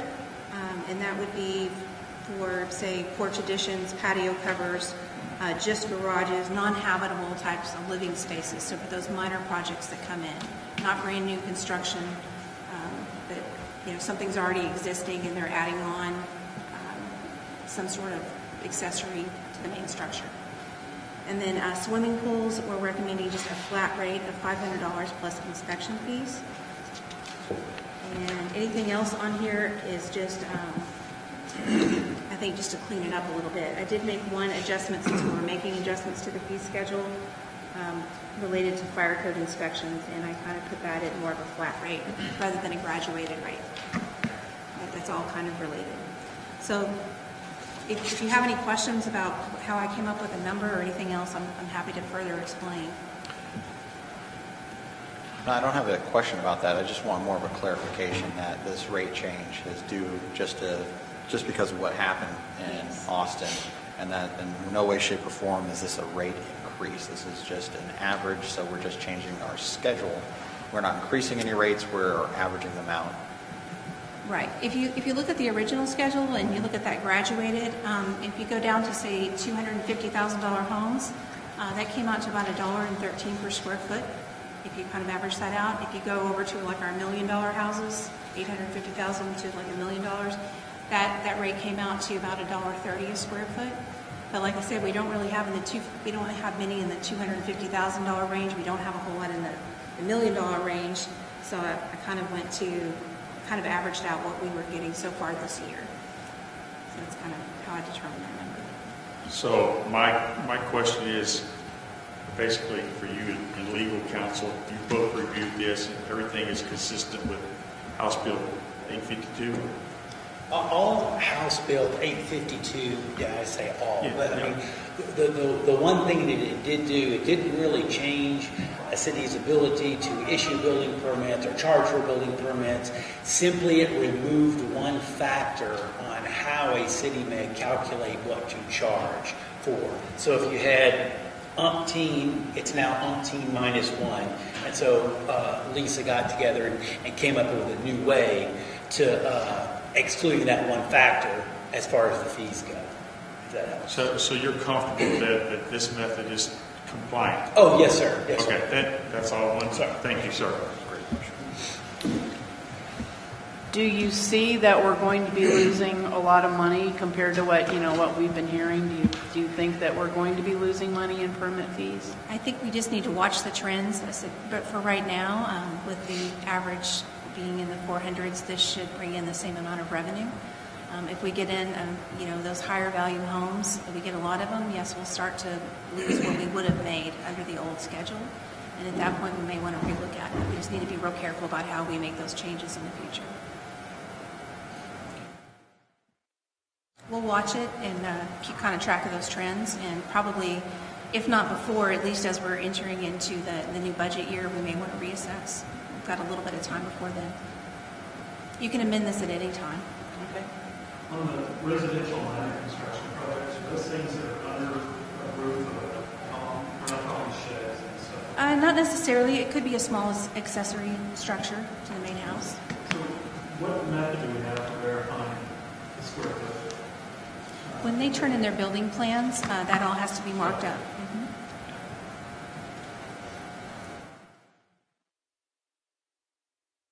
Do you know just off the top of your head, ballpark, whenever you say it's going to be this big house at 450,000, the assumption of how many square feet that would be approximately? It varies considerably. That varies. Finishes vary. It's just really tough to give a number to it. Yeah, but that's what we're going to do. I know it's still a guess no matter what. I was just curious. Because I backed into a number. It's around 4,000 square feet. That's what it looks like. To get the $450,000 or 1.05%, 450. That's probably pretty close.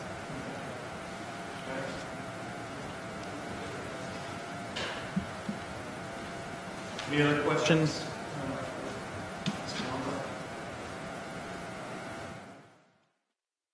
All right. Anyone want to make a motion on? I'd like to make a motion that we pass 6.7 as directed. I'll second the motion. All right. Motion and a second. All in favor? Aye. All right. Show that unanimous.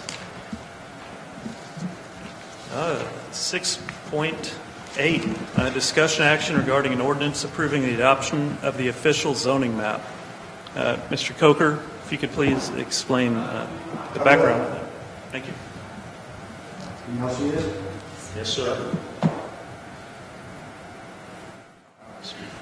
This is a copy of the new official zoning map, with one exception. On the way out here, I drove by a truck that said Ben E. Keith on the side of it, and I realized that I'd misspelled Keith in the mayor's name below. So what I'm suggesting to you is, should you approve this modification, what you see next time for the mayor's signature will actually say Keith rather than Keith. That said, last month, before this council was seated, we adopted a new official zoning map. And in it, the Triple Creek Ranch Plan Development District, which are these two large purple areas, were shown on the official zoning map that was really adopted in 2007. And in the 7 years that I've been here, nobody ever asked me to go validate that legal description. But a month or so ago, Lisa called and said there's a piece of property that somebody wants to buy that's shown as part of Triple Creek Ranch Plan Development District.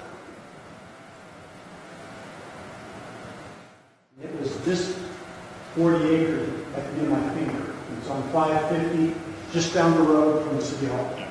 And if you drive out there on your right, on your way out, you can see there's a sign, 40 acres sold on it. That's this 40 acres.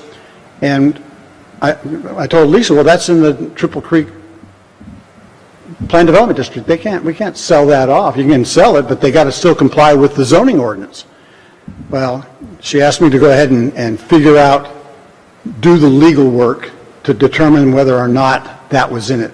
Turns out that it was not part of the original Plan Development District legal description, because we have that ordinance. And when we went through all the mechanics, we found that there were 2 or 3 other variations in what the 2007 map showed and what the legal description showed. So this is a accurate depiction of what the Triple Creek Plan Development District zoning district covers. And that's why you're getting a new request to approve a new official zoning map. And once you say, yes, that's a good thing, then we'll make the corrections, we'll modify it, it'll be on a better board than this, and it'll be set for the mayor's signature. That'll all happen over the next week or two. Any other questions? Thank you, sir.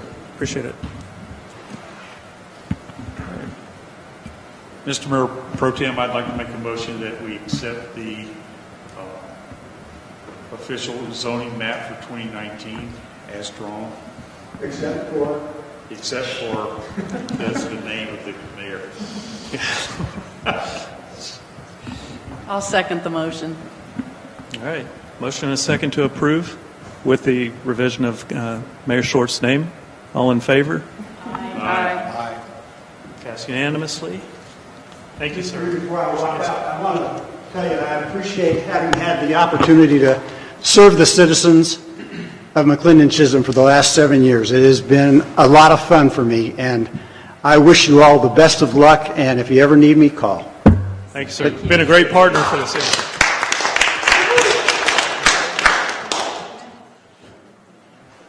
All right.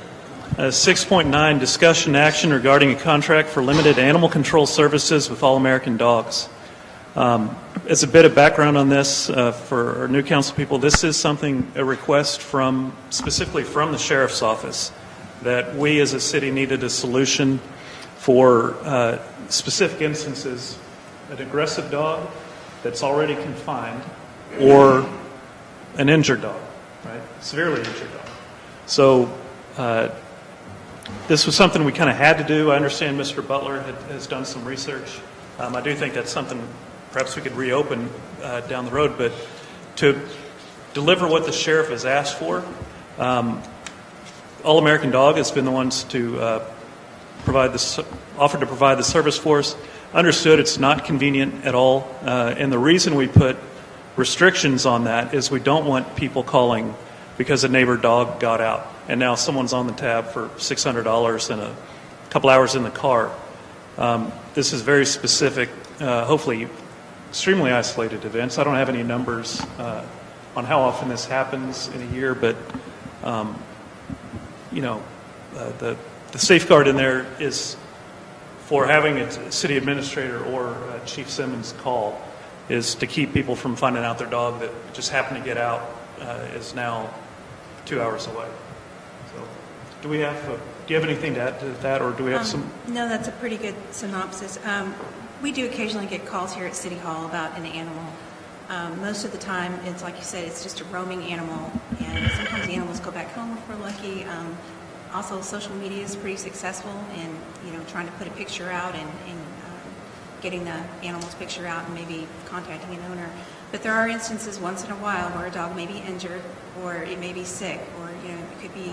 I don't think we've had any calls on rabies, or the threat of that, but something like that.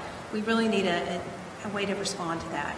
And the other part of it is the sheriff's office has actually been picking up the tab for the few times that animal control has been out this way, and we haven't been billed for it, but they have picked up the tab on occasion for that, and that's not part of their agreement with Rockwall is to pick up animals in our jurisdiction. So this is not a cure-all. Ideally, we would have a full-service animal control, but we don't have a facility for that. I talked to Rockwall, and to use their facility and an animal control person is going to be over $100,000 a year. It's very expensive. The other cities I've talked to, or that Dave Butler talked to, they either don't have room or they can't accommodate us for one reason or another. So this isn't a cure-all. It's kind of I think Mr. Larkin called it a Band-Aid one time. That's a pretty good analogy. And we're hoping that it might just get us by for a little while. It'll also give us time to assess how many calls we are going to receive, and then maybe we can adjust in the future if we need to go, more full-time. We do have the representative, Bob Matthews from All American Dogs, who is here, and he can answer questions specifically about the cost, the contract, I know council at one time asked me to renegotiate, try to get that cost down. We talked about it a lot, and he's just unable to bring it down any further. Mayor, Council, how are you? If it would be okay, I've heard some stuff tonight, which is just there's some misunderstandings. I'd like to clear them up, and I think it'll help a ton. Would it be okay if I spend about 5 minutes? One, no one, well, I should say no one. I have one of my guys, and a truck is based 20 miles from here. He lives in the southern, on Greenville off of 30. The animals that are picked up here will be held at our satellite facility in Fate for the first 3 to 5 days. We offer home delivery of all of the animals that are picked up in our shelter Monday through Friday. No other facility offers that. Let's see what else. We are a no-kill shelter. We place 90% or more of our animals into new forever homes. We've been doing this. My facility is continuously operated 24 hours a day, 7 days a week for over the last 12 years. I support over 22 police departments in over 5 counties. I'm very passionate and very proud of what I do. And there was some mention about cost. My cost is less than a quarter of anybody else that does this on my level. So, and I do this, I mean, if you guys are ever bored enough to want to look at numbers, I don't make a ton of money doing this. I do this because I want to help animals. I want to help the police departments. I was approached by some police departments because they needed help because their current provider was doing some stuff. And I was a boarding and training facility back then. And I learned about animal control. I learned about the state rules, laws, regulations. I built a small facility. Now we're at over 80 runs. We're going to be adding more this year. We're going to be let's see what else. I want to make sure I addressed all your concerns. We'll drop it off at your house. Boarding, the $300 a day, I wish it was $300 a day. It's only $15. It's only $15 per day for boarding if you do not communicate with me or the city within 24 hours. That's when you're charged $15, not $300. The $300 number comes from a quarantine of a nice dog. And the $350 number that you see in your paperwork is a blended rate between a non-aggressive and an aggressive animal. And to be honest with you, when there is a dog bite and when we are working a dog bite, we give every resident an option. You do not have to quarantine it with me. Any local vet, I am 1,000% on board and okay with you boarding it at any vet that has a rabies kennel inside, a rabies control quarantine kennel inside. So I don't make folks board them or quarantine at my facility. I think that's wrong. Because if you have a private personal pet that is very comfortable with your vet, you should have that right. Most other animal control agencies do not give you that option. I do. I try to make this, one, very friendly for the residents we support, because I have 5,000 people on my phone. Everything I do, everything my family does, everything all of my 14 employees do is based on taking care of the animals that are in our care, because some of them come to us in really bad shape. Taking care of the families who own those animals, who maybe they're on vacation, maybe the dog sitter did something goofy, because sometimes it's not their fault. We're there to care for the animal, keep them in good health, good spirits until they can go back home. And if they can't go back home, and if they're nice and they're adoptable and they're not going to hurt anybody, we place 90% of those into new homes. So from a cost perspective, we're awesome. From a placement perspective, I'm not sure if anybody's a whole lot better than we are in the whole state of Texas. Passion-wise, bring it on. I'm passionate about what I do, and my staff's even crazier than I am. So it works out. Let's see, personnel-wise, I'll give you a little, I'm going to stop talking. I can do a little general presentation about me and the company if you want it. But just really quickly on the 450 program you're looking at, I don't recommend that program. I told Lisa that I do not recommend it because it is a Band-Aid. It is an expensive Band-Aid. To be honest, and I recommend this to everybody, if you look at the full contract, that is the way to go.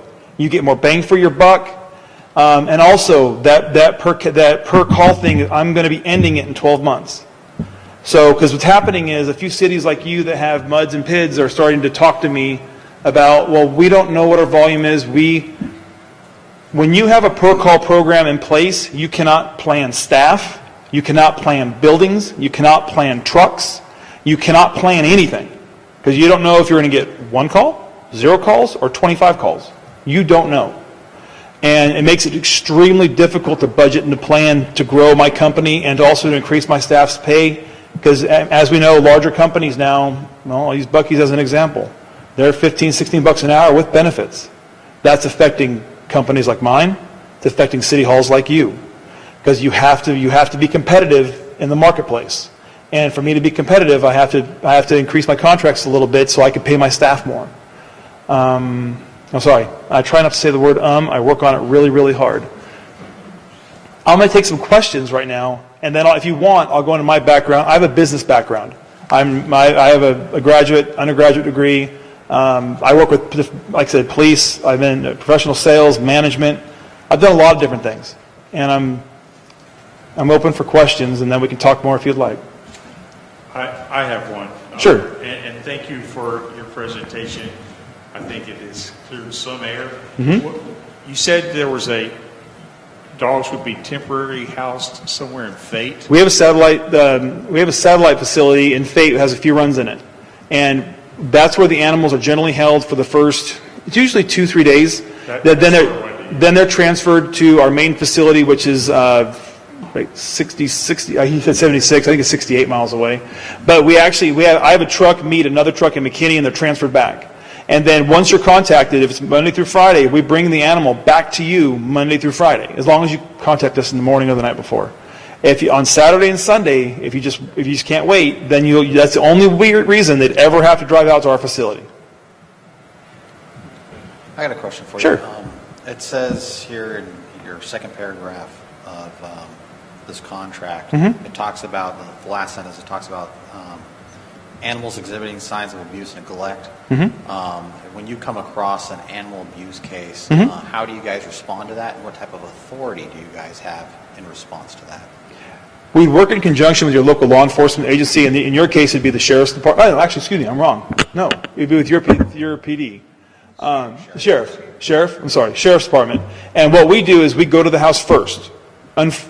Sadly enough, the majority of animal abuse calls we get are not to be found as accurate as sometimes some would believe.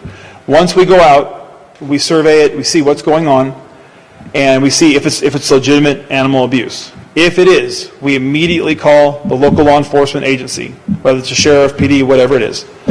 We get them involved. We come out. Depending on how big the agency is and what's going on, we sometimes meet them at their department, or they'll meet us on site.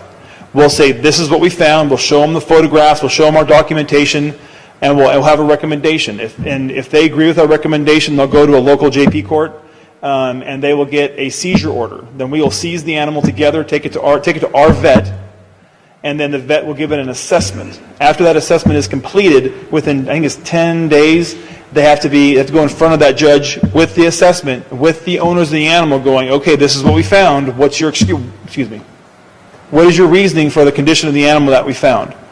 And if they have a reason and the judge agrees with, and this is out of my control, this is out of the sheriff or police department's control. The judge is the one who controls this arena.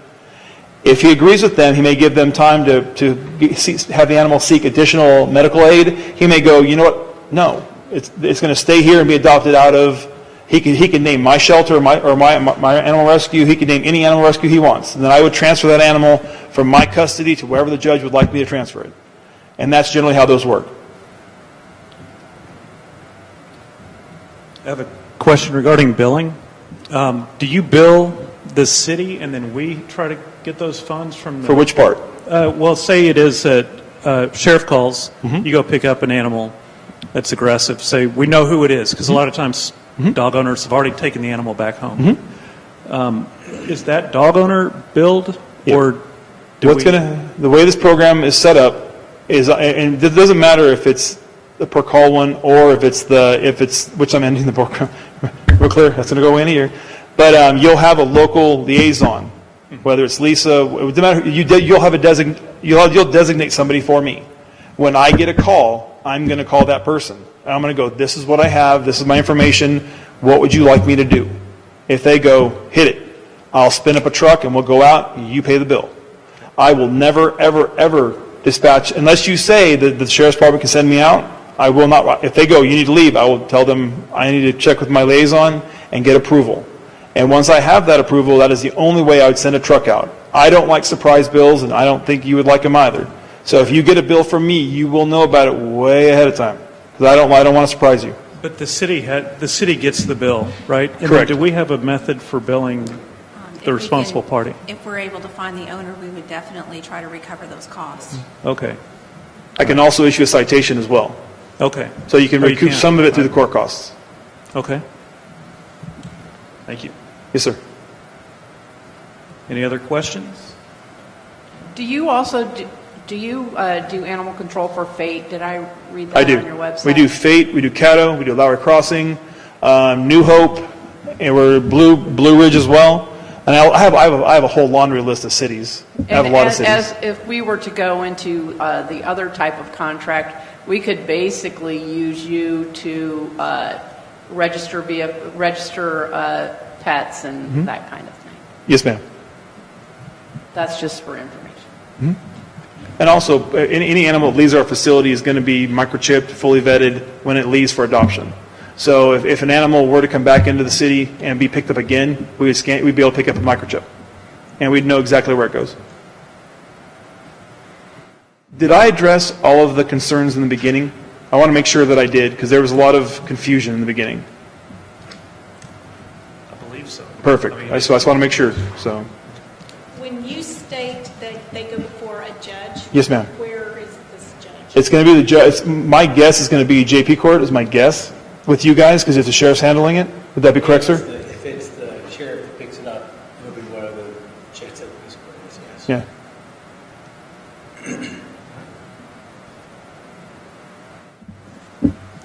Anything else? All right. I'd like to make a motion that we work with All American Dogs and develop a contract for limited animal control services. You got a motion? You have a second? I'll second that motion. All right. Motion on the table. Do any other comments, questions? All in favor? Aye. Unanimous?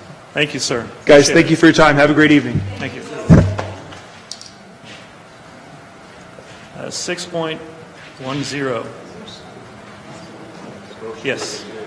That's just discussion action regarding establishment of a code enforcement officer as regulated by the Texas Department of Licensing and Registration. Council Member Kipphut put this on the agenda, so I'll turn it over to her. I put this on the agenda because in previous council meetings, I think we had all heard about the fact that we need a code enforcement officer. And what I would like to do is to work with the city administrator to come up with the best option to get this done.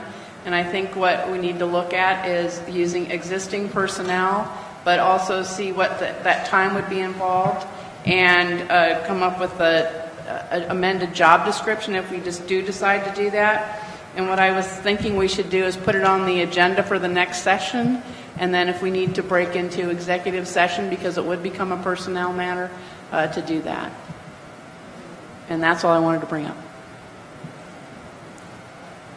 So, It's not really an action. right, I was about to say, so this would be discussion and direction to staff, is that correct? Is that, okay. That's fine. In that case, Do I have anything? I don't know, do we need to do a motion for that? Okay. Okay. All right, Easy peasy. easy peasy. That's good. I'm glad you put that on there, that's good.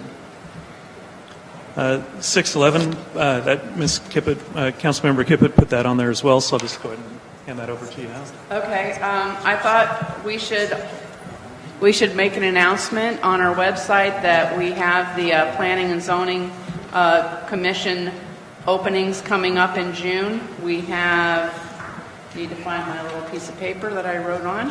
I believe we have the vice chairman, 2 commissioners, and 1 alternate. Or is it 2 alternates? Yes.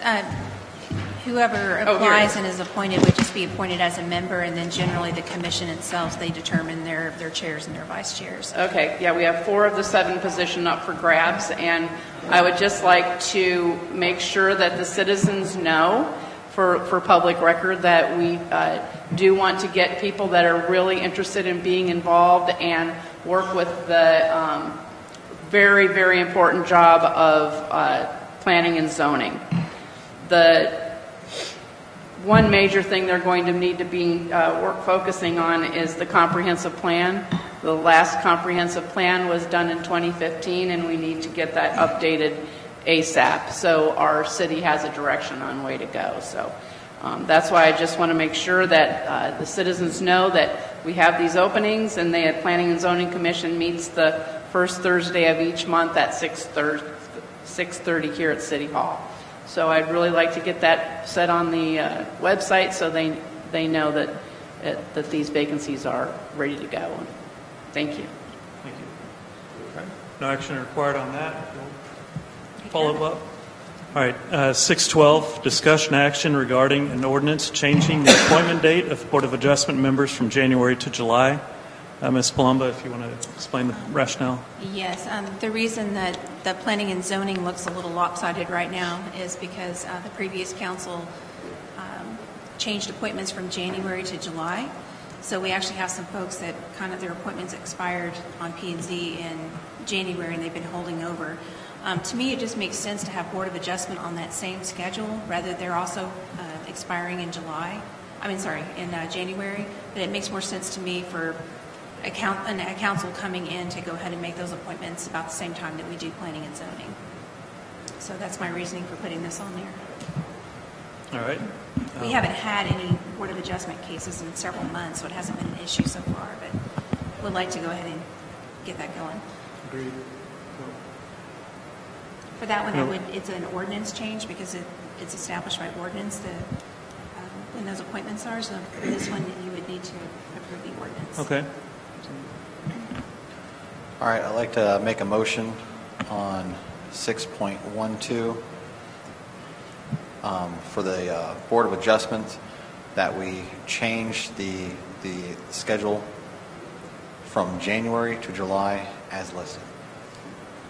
You got a motion on the table? I'll second it. All right. Second. Any discussion or questions? All right, take a vote. All in favor? Aye. Aye. All right, show that unanimous. 6.13. Again, I'll hand it over to Council Member Kipphut. Okay, discussion and action regarding scheduling a public forum to conduct a 6-month review of the community waste disposal contract. What I would like to do, what I'd like to propose is having a forum where we can get the citizens come and talk to us about their CWD experiences since we'll have had the contract in place for a good 6 months. And I'd like to propose doing that on the 9th at the 9th of July meeting. My only question was, do we do it as a, what kind of forum do we do it? Do we do it as a public hearing or a town hall, or however you think would be the best way to get citizen comments? Well, now, if a public hearing, you can have that. There is no discussion. There's no engagement, but as many citizens that want to show up can show up. They can come up and they can talk about anything they want to relating to their waste disposal situation. If you want to, you can call a special meeting, or you could do it. It might make the meeting run a bit longer, but you're welcome to do it on a regular meeting night. But you can actually have, as an agenda item, discussion, council discussion with public regarding their experience with CWD. If you want to do something like that, the way it's even phrased here is fine. What would you guys prefer to do?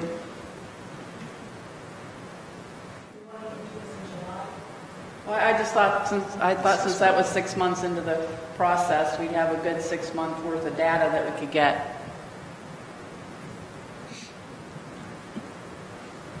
Do you want to do it at the meeting, or do you want to hold a special meeting for it? I just didn't think it would require a special meeting. I thought we could just do it at a meeting. And by July, I personally would like to keep it at a regular scheduled meeting, even though it might make it a little longer.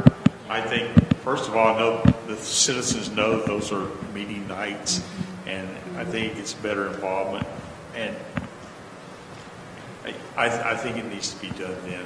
And if we were to do it, if we could set the date now, then we would know the agenda. We could make sure we didn't put a lot of other stuff on the agenda unless it was absolutely necessary. That's good. So next, Should start slowing down. I think. You're mostly going to have budget coming up is what you're going to be dealing with pretty soon. So the 9th or July July 9th or the 23rd? Trust me. I wouldn't care which date. I was just, I just put 9th of July just because it was the first meeting in July. sure. You're just going to have to tell you what their experiences are, the concerns, but not have CWD here. I was thinking have CWD here because then I would think that they should be able to defend themselves as well. Just the only thing, just for the sake of helping Lisa out, or y'all want it more as what I suggested, the latter part, have it as a discussion item between the public and the council regarding the experience. Okay. And you're saying we could interact? As long as it's on the agenda, and marked as a discussion with council and the public regarding experience, that's fine. Everybody has notice. It's all okay. It's on the agenda, 70 consecutive hours. 551.143 is complied with. We're good to go. You think it might be that they show up, they show up, Yeah. Well, I mean, I would say that's why you post an agenda with all the rules. I mean, they would have notice of that. I mean, whether you want to instruct Lisa to send them a specific request or advice or advise them specifically, I mean, you can do that. But, I mean, I would say they've got notice when the agenda gets posted over 72 hours before the meeting. Yeah, I would definitely like to make sure that they were able to be here for it. I did talk to our representative, and he's been somewhat resistant, but I think this is a good idea myself. He's been somewhat resistant. He mentioned wanting to come in the afternoon and have an informal meeting, and I told him that really wasn't practical for our citizens to come during the middle of the day. Well, I'll be blunt. I don't care if he's here or not. What I want is input from the citizens. Good point. So that, and I don't necessarily want to get in banter between the contractor and the citizens. I'd rather the citizens be able to talk to the council, and the council take that information, and if we deem that there's action necessary, then we'll have action and have them involved. My personal opinion is I don't want it to be banter back and forth between the contractor and the civilians. I want the civilians to feel like they can come and tell us what their true experiences are. And so that's my stance on that. I go with that. Okay. So, again, this is, I believe, Lisa, correct me if I'm wrong, that it's discussion and staff, direction of staff? Yeah, there's nothing Okay. anybody needs to do. All right. Thank you. All right. It takes us up to 6.14. A discussion and action regarding setting a date, place, time, and agenda for a city council retreat. Those in the audience, the purpose of this is to have various vendors, I don't know if that's the right word, professional services, CPAs, planners, engineers, that kind of thing. Educate us all as a council, especially the new members, on what they do, how it works, that type of thing. It's helpful going forward. These are public, even if they are off-site, so it's not an executive session or anything like that. So just trying to nail down everyone's schedule has been the challenge so far. I've provided Lisa the dates I'm on duty, and I know she's, so just... I threw out some days before, and I couldn't come up with any date that worked for everybody. So I do have the mayor's schedule here. He has any Monday or Tuesday in July available. He also has the 14th and the 21st of June available. If any of that would work for anyone here. How does the 14th of June work for everybody? I'm out of town. Actually, I'm out of town as well. So let's scratch that one. I do think the most important are the great new council people. It would be great for everyone to be here, but I guess the starting point. I really think it's a great opportunity for us to figure out what we're going to do the next year. I agree. his goals and priorities. So what are the July dates then? He has any Monday or Tuesday available in July. Any Monday or Tuesday.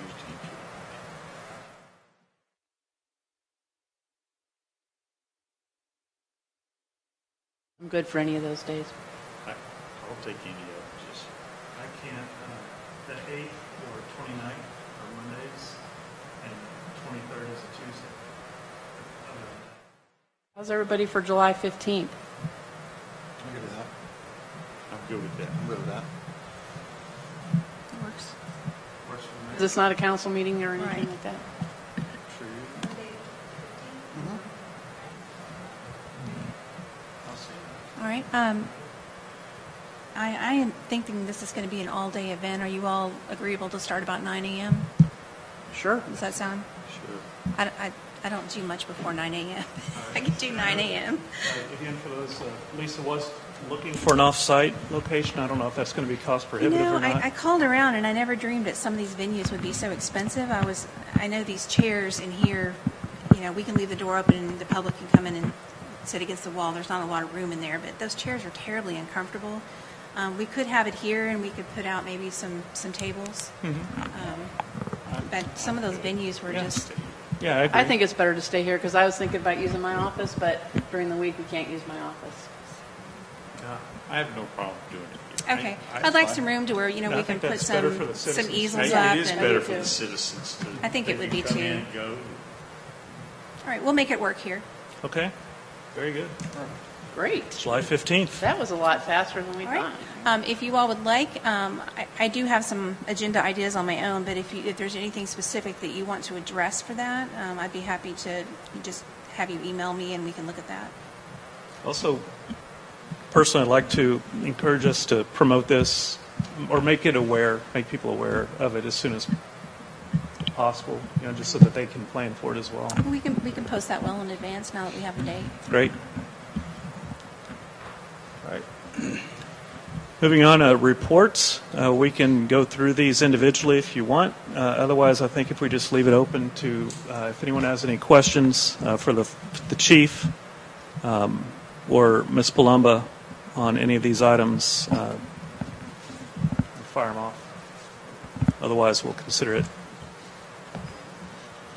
I have no questions. Nobody? No questions. All right. Updates, reports, and announcements. Nothing new on Emergency Services Corporation. The Rockwell EMS has been very compliant in all of their response times. We're even improving in our district, which is good because it's a little further for them. Nothing on the Economic Development Committee. I do want to say I did try to put on this agenda the idea of having work sessions or executive sessions prior to our meetings, and unfortunately that item was pulled. So if members of the council feel like it's worthy of discussion, I encourage you to place it on the agenda yourself and see if that would help. It'll also be a great item for our discussion on the 15th of July. Yeah, that's true. Anything from... Do you have anything? No. No announcements. Okay. On the Veterans Memorial thing, let me just say that since our last meeting, we've got great traction that the American Legion has already solicited donations or got guarantees of donations to exceed $5,000 for the infrastructure. And Mr. Packer has donated the bricks, so that's another $1,492. Wow. So all set. So we're already about $6,500 into the good on the actual cost, which was the real driver behind why we reduced the price of the brick to $30. And so we're getting ready to get very aggressive with selling the $30 bricks. Everything else is looking just really, really good. So real proud of that effort. So, Outstanding. Good job, Herman. That's great. Awesome. it's a whole committee. I know. It's not me. Okay. Pass it along. Okay. All right. Unless anyone else, no one has anything else? Mr. Hala, Chief? You good? Yes, sir. All right, show the time at 8:50. Meeting is adjourned. Thank you.